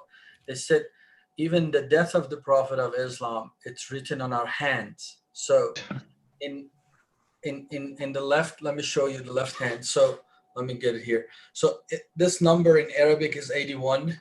You see this number is that's 8 and that's 1. And the number on the right hand is 18. If you divide 18, if you minus 18 by 81, it's 63. And he died at age 63 or something like that. So that's another scientific and mathematic miracle of the Islam and Quran. So, and when we grow up, you know, in a school, 6 to 8, 10 years old, looked at this, I said, wow, man, this is miraculous. How can this be?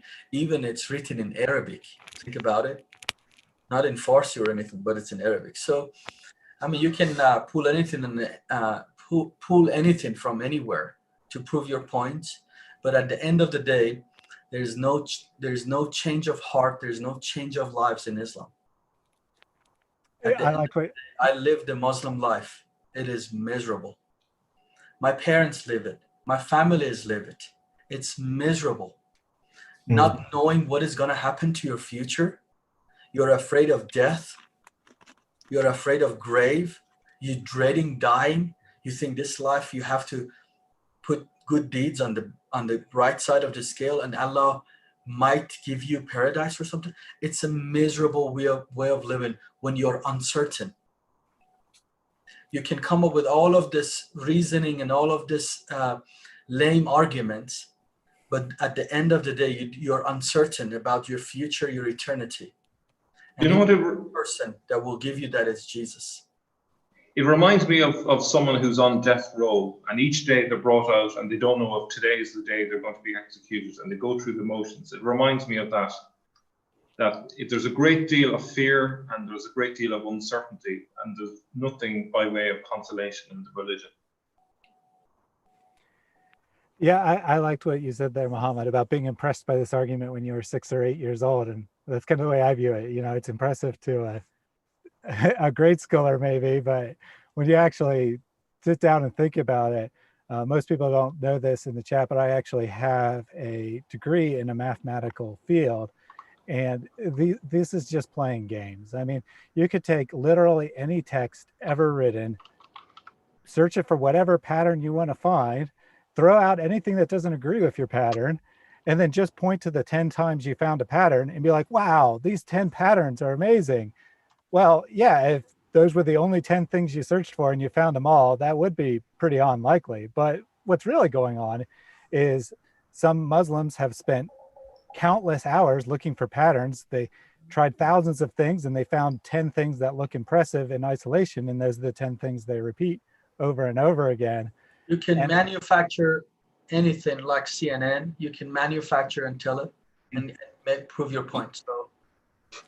And the other thing is, okay, it may work in the Haas Quran, but in the Warsh Quran it falls apart. So it doesn't even work across all the Qurans. You know? And the most popular of all the mathematical miracles perhaps is this 19s, that there's lots and lots of 19s in the Quran and blah, blah, blah. Well, what most Muslims don't know is that it was a heretic who came up with that theory, and he used it to prove that his Quran, which contained his own name as the reincarnated Muhammad, was the true Quran because it worked even better for his Quran. So he's the guy who came up with this argument.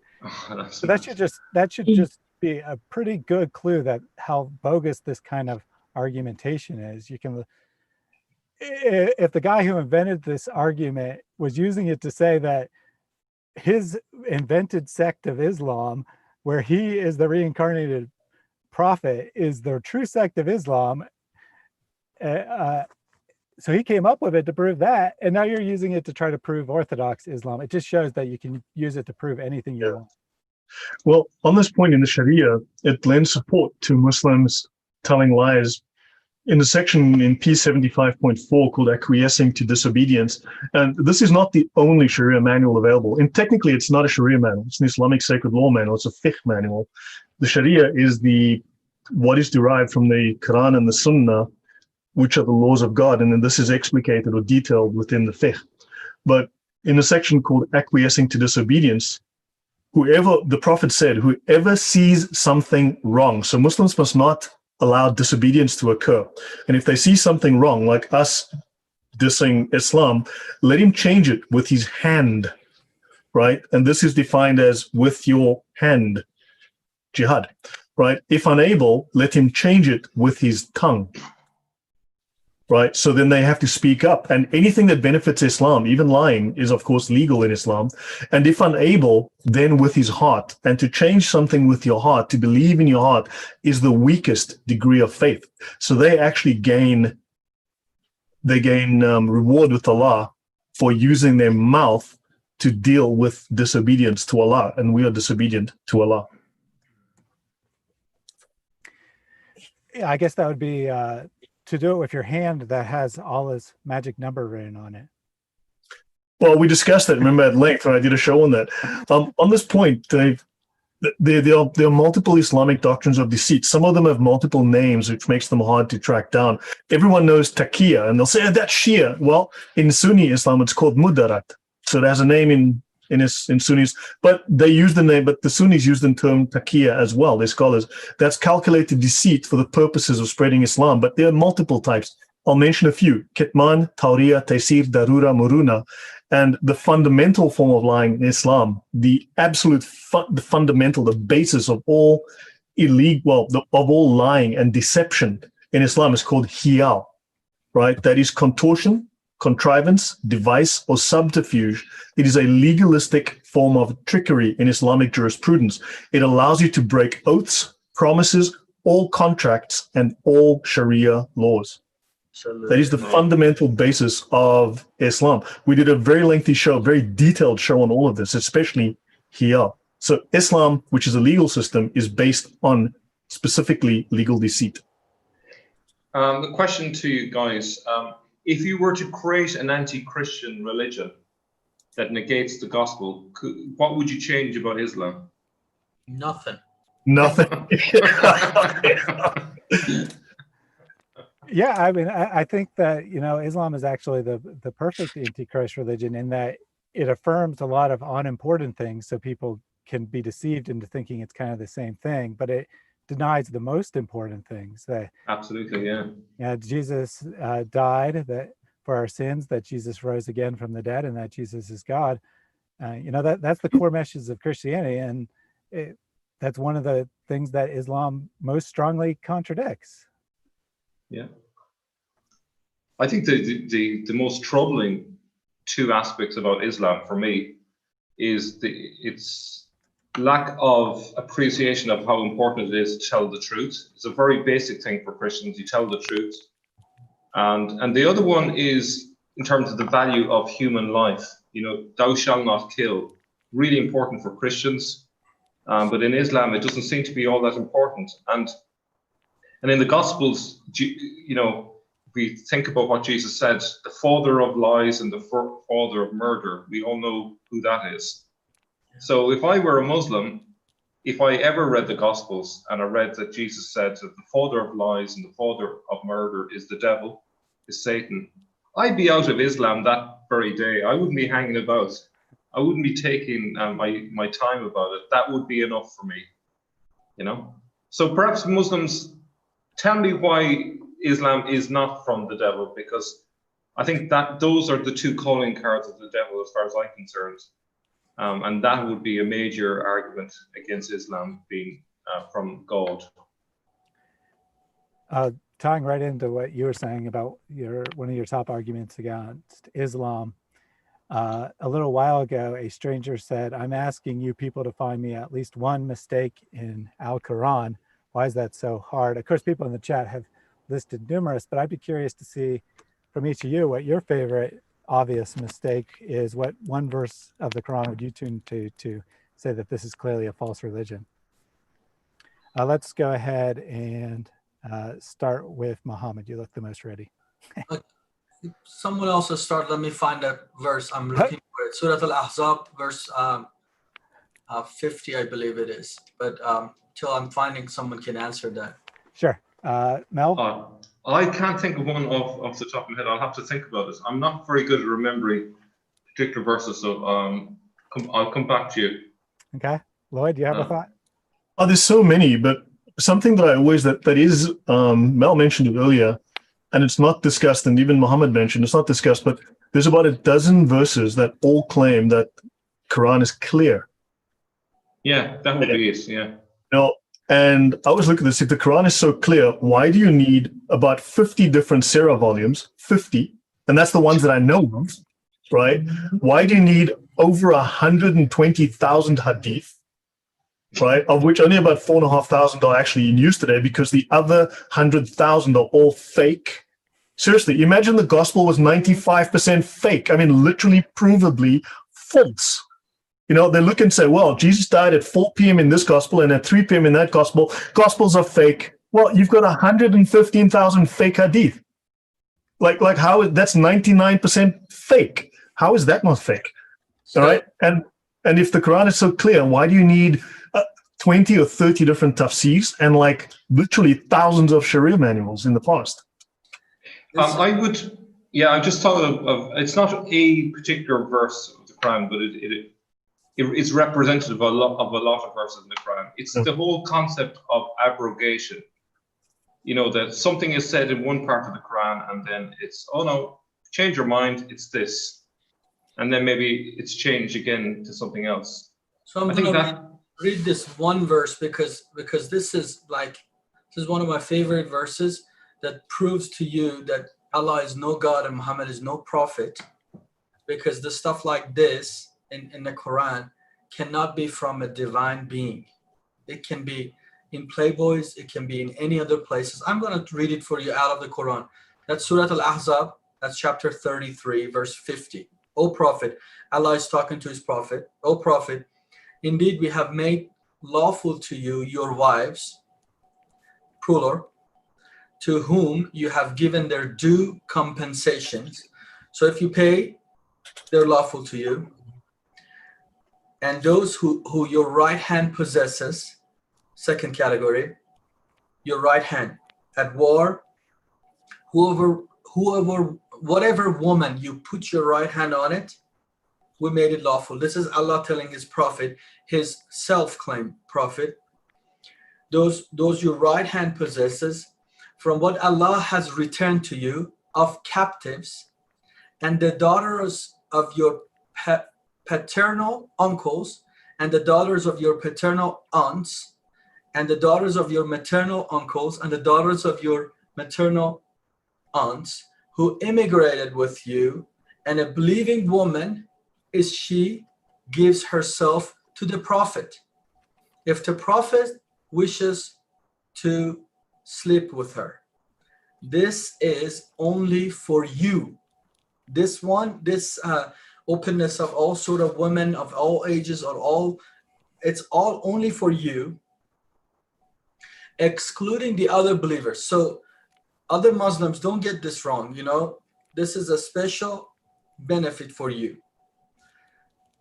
We certainly, this is just one verse.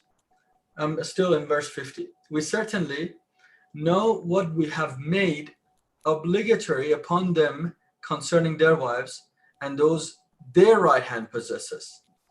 But this is for you in order that there will be upon you no discomfort. Allah, Muhammad, look, I don't want you to all of a sudden feel uncomfortable around here, you know. I'm such a wonderful God. Oof, man. Look at the last part of the verse. And Allah is forgiving and merciful. Boy, you guys don't understand. This is a book from God. I am a pimp providing women for you, Muhammad. What's the deal? Why I don't want you to be you're my prophet. I don't want you to be discomforted around here. Any woman you look around, your son's woman, your adopted son's wife, doesn't matter, your daughter, anybody, you just put your hand on him, I give you the verse. And this is divine. This is scientifically proven. Right here for you. Yeah. My God, you cannot find stuff like this in Playboy magazine. Definitely. And you call this divine, godly, pure, moral? Yeah. I mean, the moral argument against Muhammad and Islam is apparently the strongest argument to use against Muslims. When they're exposed to it, this does apparently cause them to really seriously doubt. I mean, even in Tabari, you've got the section where it literally says that the Prophet Muhammad is a womanizer. Tabari literally says that Muhammad is a womanizer. Mm-hmm. You know, I mean, that in itself is questionable. His wife, Aisha, says, you pretend to be a prophet. His wife, Aisha, the mother of, she says, Muhammad, you pretend to be a prophet. I mean, what are we to make of that? You know, of all these comments? Yeah, definitely. You know, you all gave some excellent answers to that question. Go ahead. I'm going to come in with one. It took me a while. Okay. It's by way of comparison. You know, if you look in the Gospels, Jesus says, I have not come for the healthy, but for the sick. Okay, so that's Jesus's standard. If you look at Surah 9:19, this is what Allah apparently says. Allah does not guide the wrongdoing people. What good is that? You know, what good is Allah only guiding the people who do the right anyway? They don't need the help. It's the ones who are wrongdoing that need the guidance. But according to the Quran, Allah does not guide them. So I can sort of, at a stretch, maybe explain away the verse, but the contrast between that and the Gospels is very clear. In the Gospels, God is someone who cares for those who have gone astray and leads them back. He's the good shepherd. Whereas in the Quran, you have a God that is condemning the wrongdoers and doesn't offer any consolation. Yeah, just if I may just say a couple of words about that. The picture the Quran paints of God is, when you actually read the Quran, you actually take the words it says seriously, and you don't just go with what some Muslim apologist claims. The picture it paints of God is quite evil. It says things like, if this people hadn't disobeyed, then Allah would have destroyed them, so he could have created another people to disobey, so that he could forgive them, because he needed people to forgive. So that's why people disobey God. And it says, you know, Allah guides those who he wills, and he misguides those who he wills. So Allah leads some people to do evil, and then he punishes them for doing evil. They had no choice whatsoever in the matter. He made them do evil, and then he punishes them for it. This is just the most depraved picture of God I could imagine. Yeah. Well, I mean, also the inconsistency. Jesus dies on the cross, but Allah deceives people into believing that Jesus died on the cross, and then he punishes them for believing the deception that he caused. But how does that make sense? I was just going. All makes sense in a Muslim mind. Yeah. You know, I can totally understand why so many Muslims, when they leave Islam, become atheists, because their picture of God is so destroyed by Islam that it must be virtually impossible to imagine that there is a real God that is good and loving and totally different from this monster that they have been subjected to all their lives, you know? Yeah, so I actually haven't given my my first choice in verse. The Quran, when it's challenged, how do you know this is from God? It says, say, O prophet, if this was not from God, it would contain much contradiction. Well, we could look at the Quran and find all kinds of contradictions. It's not hard to do. I've never heard any Muslim basically even try to respond when I give a contradiction, but we don't actually have to go anywhere. The verse itself is an error. This is a statement that's saying, if something is not from God, it will contain errors. So all we have to do is produce one work of any length that doesn't contain any contradiction, and that statement's proven false. And I made a video on this. It's sometimes appears in a YouTube search when someone types in errors in the Quran or something like that. It's called the Quran's indisputable logic error. So because it appears in search, I have gotten probably more Muslims responding to that video than any other. And no one has even, they either totally misunderstand the argument. Most of the times they probably don't really watch the video. I'll be fair, they probably don't misunderstand. They probably just don't watch. But they'll come in and say, well, the Bible has contradictions. You didn't reveal any contradictions. The Quran's challenge still stands up. And I've walked people through the logic, and people just don't get it. They're like, or they have to pretend they don't get it anyway, because there is no escape. It's laying out a challenge. That statement is false. If something is not from God, it doesn't automatically contain contradictions. It's a false statement. Well, a stranger just said that Allah does not even an atom's worth, according to the Quran, of injustice. When Jesus died on the cross, apparently Jesus didn't die because Allah took an innocent man, a stranger, and had him killed in the place of Jesus.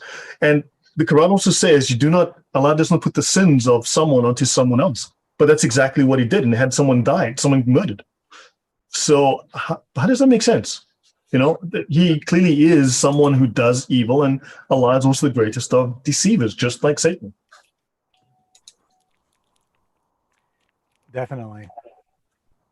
So we had an argument. Well, first of all, Islam defender Yahya just asked why I'm blocked. Well, you're not blocked. We can see your comment. If you were trying to post links, your comment won't show up. So if that's what you're doing, that's why it didn't show up. But if you're not posting links, the comment should come through just fine. You're not blocked. So we earlier had a comment. It was made in a joking manner by a Christian, but it could be an actual argument of a Muslim. So he said, Islam is not from the devil because Muhammad's wife said so. So what do you think about this claim that Muhammad received his revelation for the first time in the cave, and then he went home and he thought that he might have been attacked by a demon, and his wife's like, no, let's go to an expert. They go to a Nestorian Christian apparently, and ask him if this is a mark of a demon or a mark of God, and he claims that it's a mark of God.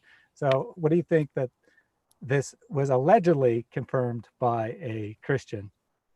And I believe Sneakers would like to go first. I'm just going to analyze it, if I may, from a historical point of view first, and then we could look at the theological thing maybe next. But there's so many clues that the location of, where the story comes from, essentially, is wrong. First of all, the Nestorians are found in Iraq, once again, and Persia. That was the location of the Nestorians. So in the story, you have Waraka, if I got the name right, is a Nestorian, right? So that's the first thing. And then the cave where this happened is called Hira.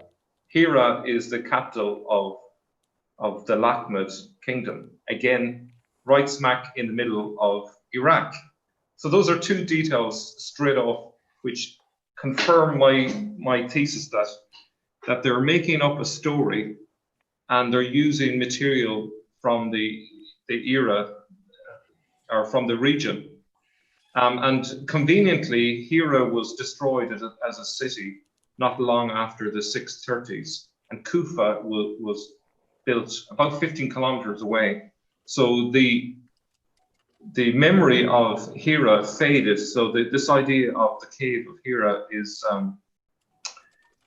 is kind of like an echo of that. And the other thing, I challenge any Muslim, if they have any interest to go further on this. If you look at the story of Saint Anthony the Hermit, who was attacked in a cave, and compare it to the story of Muhammad, you'll notice a spooky similarity in the tale. And Saint Anthony's story was famous in the Middle East. His story was written by I've forgotten his name, but he was a champion against Arianism back in the 4th century. I've forgotten his name, but his work was a short book, 60 pages. But what's interesting is Saint Anthony made a show of the demons that attacked him, and nothing scared him. He knew exactly how to outwit the demons in the story. But if you compare Muhammad's attempt at dealing with the situation, what you see is a weak human being who doesn't know what he's doing, doubts himself, is suicidal, and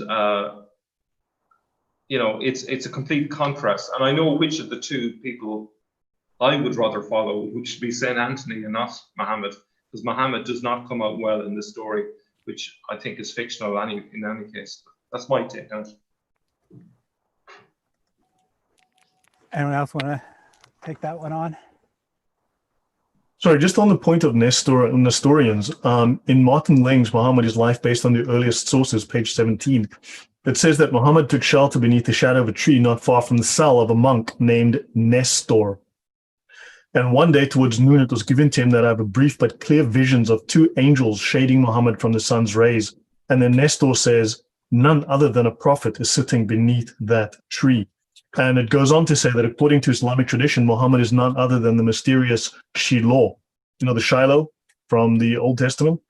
And it says that he would be the one who would receive the power in the latter days. So, yeah, so just that even the Muslims attribute that an Nestorian, Nestor, recognized Muhammad. So they're taking from these, these heretical Christian sects, and they're basing their proofs on the heresy. Yeah, it's a very strange foundation to base it on. Yeah. So our friend I Am Sahand was in the chat acting like a small child, saying over and over again that we were answering his questions. Well, I never saw any. Pretty sure he didn't put any in the chat. He just kept lying over and over again how we answer his questions.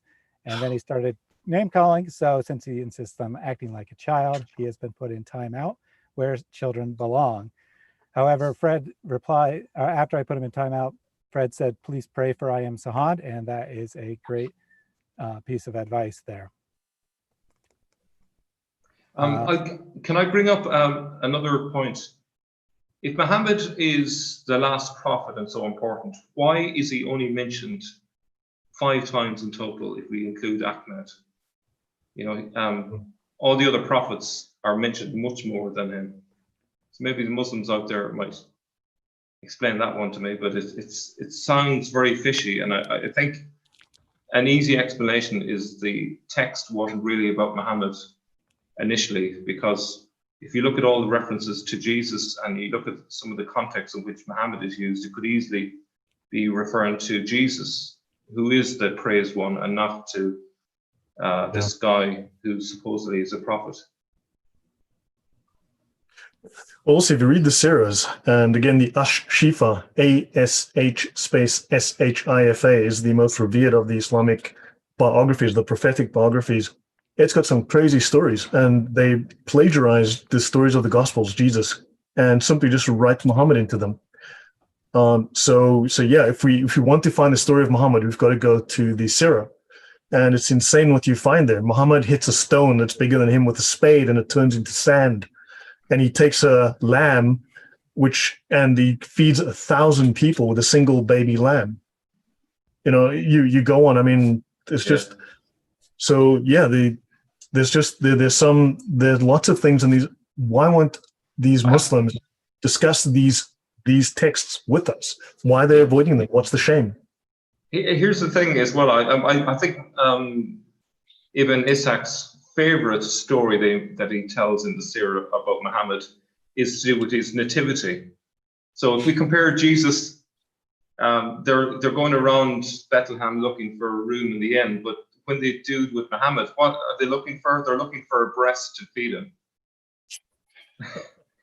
So they're literally going from house to house. Is there no woman in town that will nurse the baby Muhammad? It's the most carnal, weird story I've ever read, you know? So this is your prophet. It's horrific. I mean, if you also, people might be interested in reading Islam's orthodoxy on Christianity can be found in the books by Ibn Qayyim and Ibn Taymiyyah. Ibn Taymiyyah is the godfather of jihad, really, but they've each written a book available in English on the Islamic orthodoxy on Christianity, and these are disgusting. You know, and why won't Muslims discuss this? Well, for the simple reason, as I said earlier, they are low-level Muslim, quite literally restricted to only following the Quran. That's why they cannot and will not discuss it. And the imams refuse to come into the chat. They won't. And I've gone at them myself, and after a few minutes, they will clam up. They don't want to be humiliated and embarrassed in front of their people, or they'll simply say, yes, you're right. Now what? Those are the two responses I've had. So these guys are forced to go in circles, and also it's illegal for them to criticize Muhammad. They can't. So these Muslims in the chat are saying the only things they can say. They're not allowed to say anything different. Wow.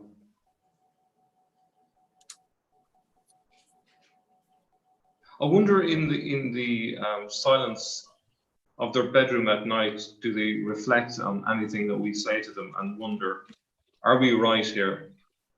You know, or do they just block it all out? Yeah, that's a good question. I like to think that there are, for every one troll who's making idiotic comments and not thinking at all, that there are many others who are reading and thinking, and you know, they might, it's usually pretty difficult for someone to leave Islam. I mean, it's a lot more than just detached religion like us in the West sometimes think about religion. It's like your complete way of life. So of course it's very difficult to abandon your complete way of life. But I think that there are people listening.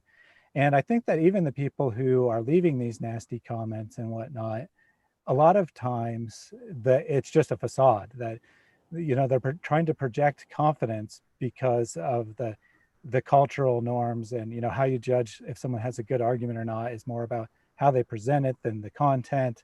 So they're putting up this facade of confidence, but oftentimes under the surface, they're struggling. They see that what we're saying is a valid criticism, that Islam really has these questions that are very difficult to answer, and they may be able to tell themselves, well, there must be an answer somewhere, and ignore it, or it may eat away at them, and then eventually, all of a sudden, out of nowhere, they leave Islam. I don't think you normally see people publicly saying that they're struggling, that, you know, they're starting to doubt. They'll project confidence. In fact, they may increase their level of projection of confidence as they're actually having more doubts. And there's been quite a few imams that have left Islam over the last few years. They leave quietly, and they're, in my view, they're more likely to leave because they're more aware of the holes in the narrative, much more than ordinary Muslims who haven't done any reading and research. Yeah. You know, Yahya is constantly saying, oh, these hadith contradict the Quran, therefore they can't be true. Well, the Quran contradicts the Quran, so therefore we have abrogation, right? And not only that, the hadith can overrule the Quran. The hadith are able to replace verses in the Quran. And in fact, what if these contradict abrogated verses in the Quran? And also, the hadith are abrogated too. They're abrogated hadith, something very few people know. Not only the Quran is abrogated, hadith are abrogated. But, Yahya, how about you cite us directly from the Sharia? Okay? Each of the four schools has major scholars that have written major Sharia books. Let's not go to the to the Quran and hadith and go in circles as we always do. Cite me from the Sharia. from the books that your imams have to learn, and then tell me why your imams are all wrong and why you're not an imam. Because if these books are all false, all these stories and all these laws and all of these scholars are all false, lying scholars with lying, false books, why are you right? And this is one thing we've been hearing throughout the entire time we've been live, people coming in and saying, well, I don't believe in these hadiths, blah, blah, blah. Well, basically, there's only two possibilities. One, the hadith are generally reliable, or they're generally unreliable. If they're generally reliable, then you have to account for what they say. If they're not reliable, then the early Muslims were making up lies about their so-called prophet. And those are the same exact Muslims who were transmitting the Quran. What makes you think they didn't change words of the Quran? What makes you think that they didn't add lies to the Quran? If they're adding lies to the hadith and attributing them to Muhammad, then why do you trust these people with the Quran? So it's kind of, you're screwed either way. And I think you'd have to mention Hafs in this context, someone who his contemporaries called a known liar, and he's the main transmitter of the Quran that most Muslims are using today. Yeah, actually, this might be a good time to go to that quote that you loved, Mel, about the hadith, about how the guy says that I never heard anyone say anything reliable about the prophet, but now all of a sudden everyone's saying all these things. Yeah, I don't have it to hand, but yeah, it was written in the early part of the 8th century. And yeah, he's basically saying all the young people around here are making up these stories, 10 to the dozen sort of thing. But he's never heard the person who they are quoting ever talking about it, So there's definitely a lot of storytelling that went on in the 8th century that isn't based on anything factual. Can I mention something? It says in the Sharia, right? Now we assuming, and from Yahya and a stranger and all these people, we're learning that the Sharia is a bunch of lies. And yes, I agree, but they're insisting that Islam is then false. It says in section 75.2, P 75.2, not loving the Prophet more than all people. So it is compulsory, just like you have to love Jesus with all your heart and all your mind and all your strength. The Prophet said, none of you believes, none of you is a Muslim, until I, Muhammad, am more beloved to him than his wife, his child, his self, and all people. That sounds like worship to me. And Kamani says, love of the Prophet means the will to obey him and not disobey him. This is one of the obligations of Islam. And the Prophet said, none of you believes until his inclinations conform to what I have brought. Now, if you'd like to show me all the details of Muhammad's life from the Quran, the complete, clear Quran, please show me. But I suspect those pages are missing. So unfortunately, we have to find them in the Hadith and the Sirah. So now you're telling me that we have to learn everything about Muhammad's life to copy it, but everything about Muhammad's life in the Sirah and the Hadith are false. Please explain that to me. Your thoughts, Thaddeus? Muhammad? Yeah. Yeah, this is just the most bizarre thing to me. I cannot imagine a Christian, like, say someone pointed out what is a difficult to answer question and say the book of Romans, being like, oh, the book of Romans is false. My religion's partially based on that, but it's false. Don't come to me with that. Only come to me with the Gospels. I mean, it's just ridiculous. Islam's the religion. It's based on the Gospels, but that Gospel's false, and part of that Gospel's false, and that story is false. But it's true. It's all true, except for the 90% that's false. Islam is the true religion that had nothing but liars making up stories about Muhammad for all its early history. We don't know anything about Muhammad, but we know he was a true prophet. We know everything that he did was true. We have to copy his example exactly. He never gave a lie in his entire life, but then all these people made up lies about him. So we just got to throw out anything we don't like and keep the rest. And Islam's true. I think that's the argument.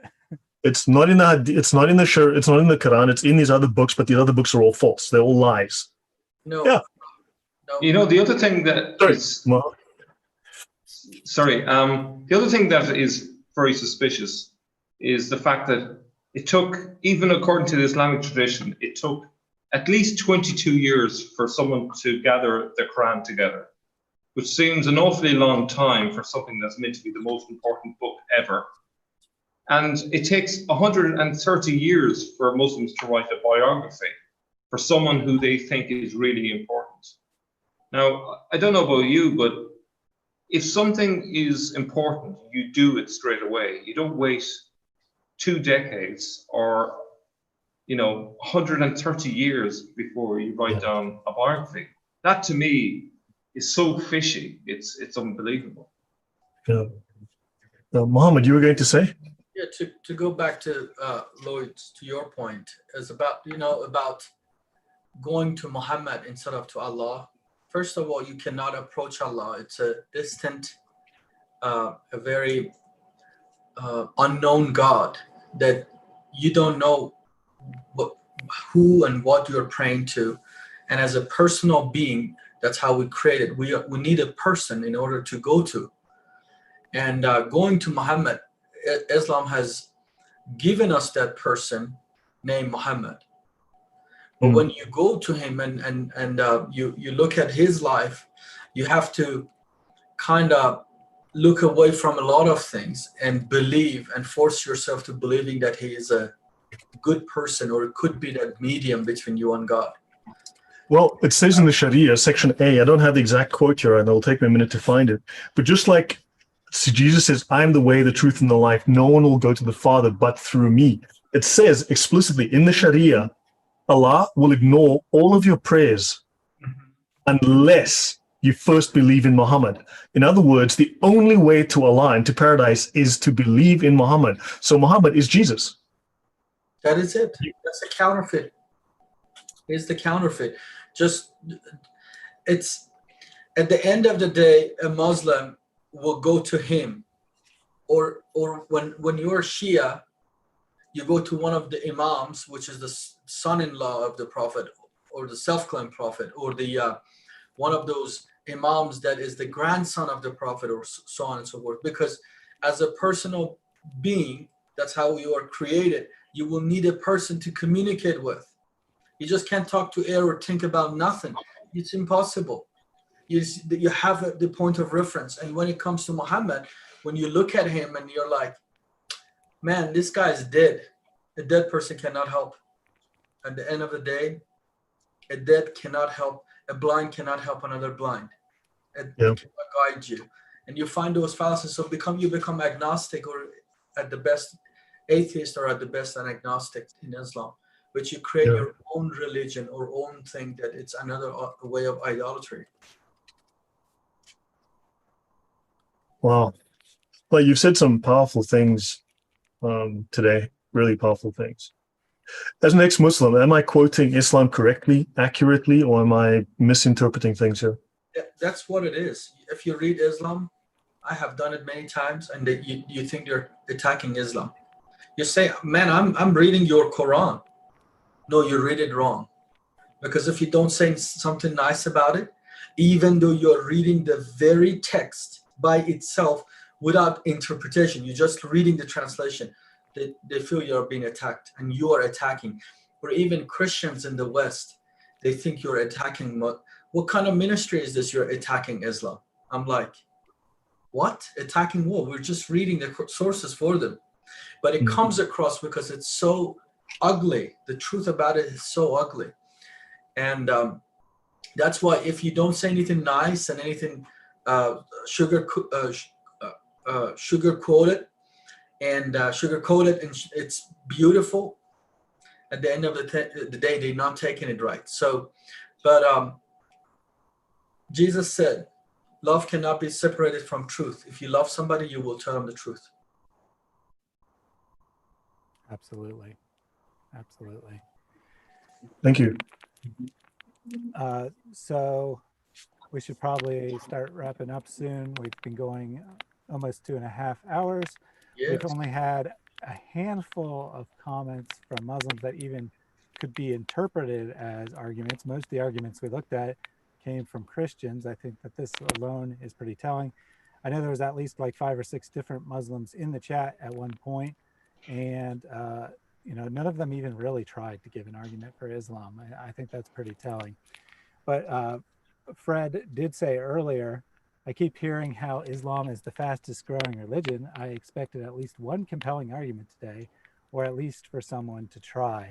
I think that we can't wrap this up without looking at the argument that Islam is the fastest growing religion.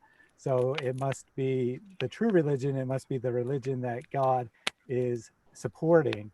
What do you guys think of that argument? I would say it's purely down to how many babies you're having. That's the only reason Islam is growing. And actually, that to me is the worst argument against Islam, because what it's saying is that where you have Islam, you have poverty, because huge families tend to be accompanied with poverty. It's a sign of poverty. Wherever countries become wealthier, you tend to have smaller family sizes. That's just, not saying that's, you know, the way it should be, but that's just the reality of it. So to me, the fact that Muslim countries are growing exponentially is just a sign that they're really poor countries. So Islam doesn't seem to be bringing prosperity like Christianity is to the West. You know, where is the scientific revolution happening in the Middle East, or the philosophical revolution, or any other thing? And the other thing I would say is, where are the great minds from Islamic countries? Like if you look at Zakir Naik. Oh, I forgot about them. The greatest mind. I mean, they're bright as 2 a.m. Yeah, you know, Zakir Naik, the champion debater of Islam, who had a grand total of 2 debates with Christians. Both were unknown personalities who had never debated in their life. And yeah, all the Christians are from his own land. Yep. Yet all the Christians are afraid to challenge him because he smashes all the Christians that face him, all 0 who have faced him in the last. No, but it's like Muhammad. There's no rival.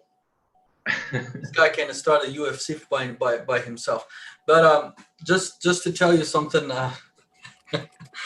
since it's the wrap up, Islam is producing the most babies, but I promise you, they're producing Christians. By birth they're Muslims, but by conversion they're Muslim, but they're Christians. They're gonna be a nation for Jesus, just like Iran. It's the fastest evangelical growing church. Every single time I talk to a ministry or a minister or a missionary to Iranians, anywhere in the world, doesn't matter if it's in the Middle East or outside of the Middle East, they're seeing tremendous conversions on a daily basis. Brother, some of you should have my friend, he's a pastor in California. His name is Ramin Parsa. He has a YouTube channel also. And you should have him on his program. On Mondays, he does a Bible study to the country of Iran. And there is no week going by people getting on that Skype call and converting to Christianity. That's just one of many. We have, I talked to an ex-Muslim that we led to the Lord last year in March in the Middle East. We led her to the Lord. Since then, 6 or 7 family members have come to know the Lord. It's just a very, it's just such an amazing time in our nation, and it's wonderful that we do this apologetics and so on and so forth. But at the end of the day, yes, there are a lot of birth by Muslims, but thank God for it. It's going to be a new wave, a new. It's a bigger word for it. It's not the wave. It's a much bigger wave, something bigger than a tsunami of exodus out of this cult called Islam to Christianity. And when somebody from a family member usually gets saved, there's a whole lot coming after that. Amen. Amen. Yeah. I just did a video a couple of weeks ago on the growth of the church in Iran, and it focused on a news story specifically about Heart for Iran Ministries. They're reporting that the daily or monthly conversions that they're seeing this year are up 1,000% since last year. So it's just Wow. like exploding in Iran. Christianity is exploding there. Also, Islam doesn't declare the number of people leaving it, because I believe Islam is the most abandoned religion as well. I mean, besides the fact that they murder anyone that leaves it, right? It's the law, it's the Sharia law that if you leave Islam, you must be killed. That's the law. So people are clearly afraid to state that they've become atheists or become Christians. In fact, when I lived in the Middle East, it was a legal part of your as a Muslim in an Islamic country, part of your birth certificate states what religion you are. And if you have a visa, it states what religion you are. So it's actually recorded and you cannot change, right? So if you have to change, there are severe penalties. So no one's saying, well, I've left.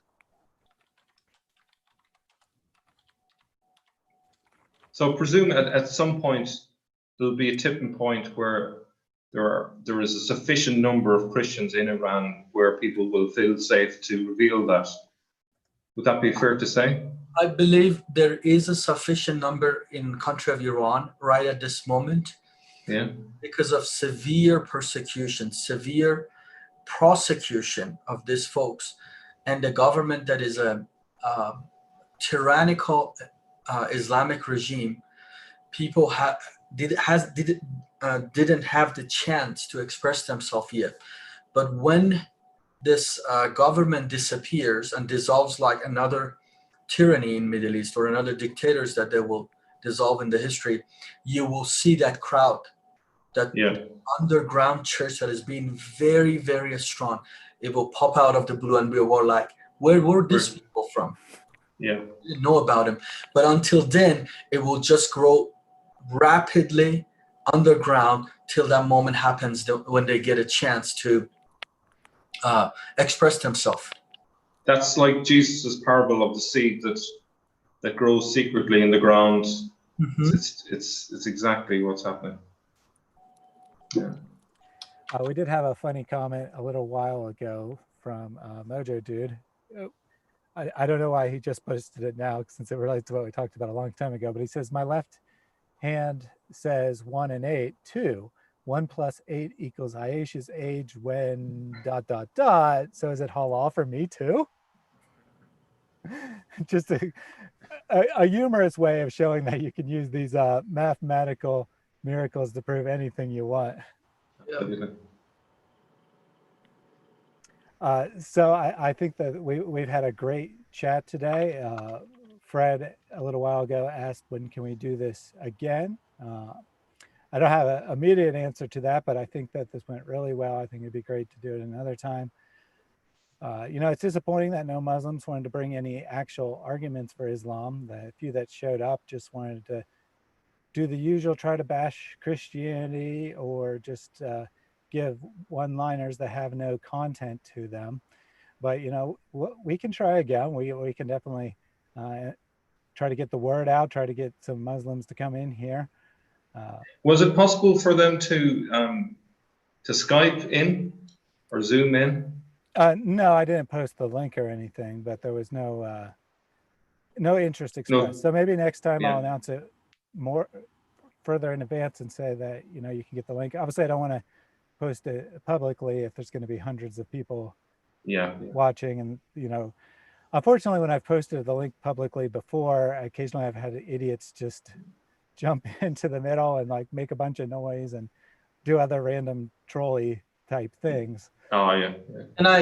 Can I somewhat close it with this, that if there are any Christians that when you're on this channels, you're probably interested in the topic of Islam, or some Muslims, or you have friends that you think they need to know and hear the word and hear the gospel of Jesus Christ, and you want to share that, and you don't feel really prepared or know as much as some of this people that they have studied and been involved in this kind of a topic.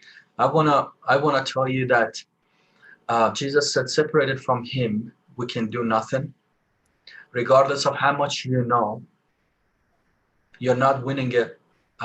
You're not winning an argument or a theory. You're not giving them another theory. just if you have that burden and you have those people in your family, on your friends, just rely on the Holy Spirit and the power that is already residing in you, and bring up this conversation. Take them to your church, to your local church. Show because I remember when I was a Muslim, I went to mosque. We said death to America, death to Christians, death to mushriks, death to this, death to that, death to Israel. And I thought they do the same thing in the church. The Christian do the same thing. And when the first time I went to the church, I was absolutely shocked. And then they played music and so many other things. And I said, wow, what a peaceful presence in this building. So I really want to encourage you to take those people, those Muslims, those friends, to your local church and let them experience what you experience every week. And then if you need any material, especially if you know Iranians or any material in Farsi, I will glad to provide it for free. So I think Fred put it in a comment, my website, iranchristians.org, or you can actually contact me directly if you need hard copies, and I'll be glad to send it to you for free. But pray, prepare, but don't rely on your own strength. Rely on the Holy Spirit, because God loves them much more than you can do it. And he cares for them much more than you do. So just rely on this strength and the love that he has for them, and go forth. Go out of your ways. Be respectful, be loving, but be truthful. You need to share the gospel. They need to hear the gospel. Take them to your church, and don't forget to pray. So that's all for me. And I just want to encourage everyone that at the end of the day, if we're not winning them to Christ, we're wasting our time, and they will spend the eternity in hell. Absolutely, well put there. Just to add slightly to that, two things. One, your greatest chance to influence someone is someone that you already know. Your family and your friends. Those are the people you can influence. Every once in a while, someone might be persuaded by an internet video, but really what we need every Christian to go out and talk to the people they already know and bring them into the church. You don't have to know everything. You don't have to know basically anything. If you already have a relationship with the person, just start a conversation. Don't attack Islam. Just, ask them what they believe, and then ask gentle probing questions, and ask them what questions they have about Christianity. And if you don't know the answer, just say, I don't know the answer, but I would be happy to research that and get back with you. That answer is so much more impressive, so much more real than making up something. And no reasonable person is going to say, no, you didn't have an answer right on the spot. You don't know anything about your religion, whatever. Only a troll on the internet is going to do that. No reasonable person that you have a relationship with is going to say, I don't know, but I would like to do some research and get back to you, as an unreasonable answer.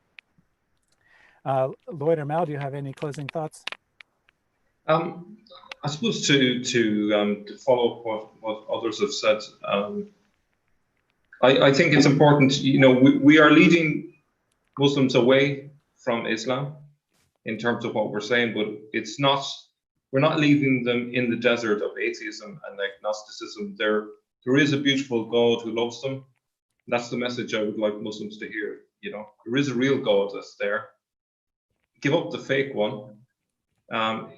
You don't have to torture yourself all through your life. You actually are meant to live your life to the fullest. And Christians believe in a God that's all about forgiving 77 times, 7 times, and so on. So it's your slate is wiped clean every minute when you're dealing with the real God, not this guilt tripper God that Islam has. So that's all I want to say. Any closing thoughts from you, Lloyd? Two things. One, Muslims are very pious people. I mean, I spent almost 11 years in the Middle East. They really are religious people. They've maintained their belief in religion. They structure their lives and society around it. And I wish we would do that in Europe and America, in Western countries, in what we would call Christian countries, because I believe we would have much better lives and society would run much better, things would be better. So to convert to Muslim, I think it's important for those who do mission work to learn to speak the language of Islam and to use that to engage with Muslims and to work hard at converting them. This way, what you learn is that Muslims who convert become really pious Christians, really powerful Christians, and they really do work hard to spread the word of God, that they really are an asset to Christianity and to the West in that sense.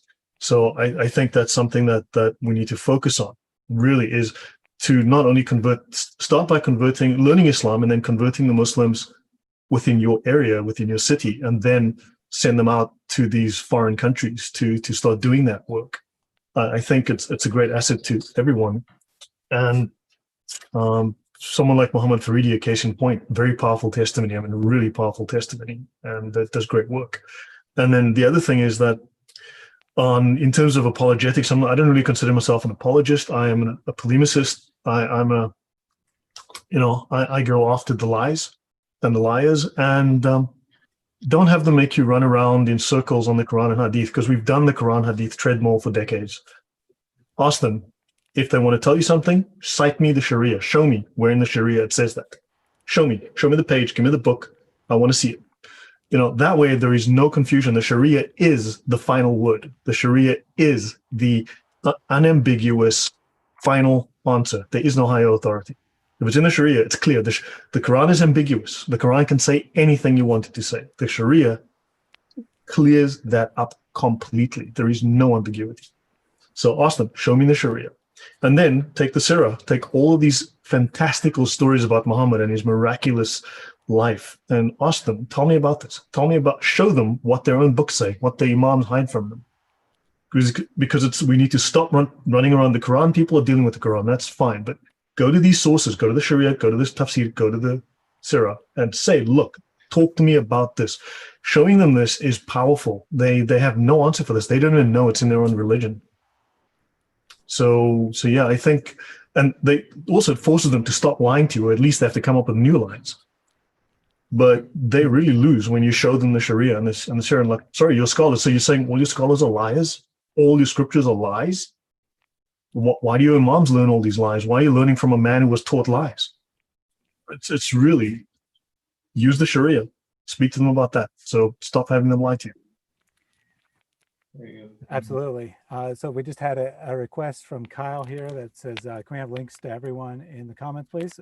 The links to all three of my guests' channels are already in the video description, but I'll also put those in a pinned comment. I definitely encourage you to check out all of their content. They're all approaching the same subject from a different angle. So there's a lot of different perspectives there. Well, one final point, if I may. I lived in the Middle East. I'm from Africa. And in the West, there's this idea of being rational and polite. And I can tell you that very often in the Middle East, when I deal with people on a business level, being polite, they'll laugh at you sometimes because you have no power. You have no respect. But when I would lose my cool and deliberately and tell them, you will do this or I will get you fired, where's your boss? You'll see the respect happen like that. Because they come from a culture of confrontation. Sometimes you have to confront. They don't listen otherwise. They don't listen to rationality. They listen to power and authority. So you need to understand that sometimes you have to be a little bit abrasive and a little bit aggressive. Sometimes this is all that works. And then once you've established dominance, then they will listen to you. So one last comment from the chat, guitar NI sold, or however he's putting those words together. I tried to preach to Muslims. That's how I got involved with these channels, but it just turns into argument and damages the kingdom of Christ. Certainly, if you're talking about online discussions, it can often just go into an argument.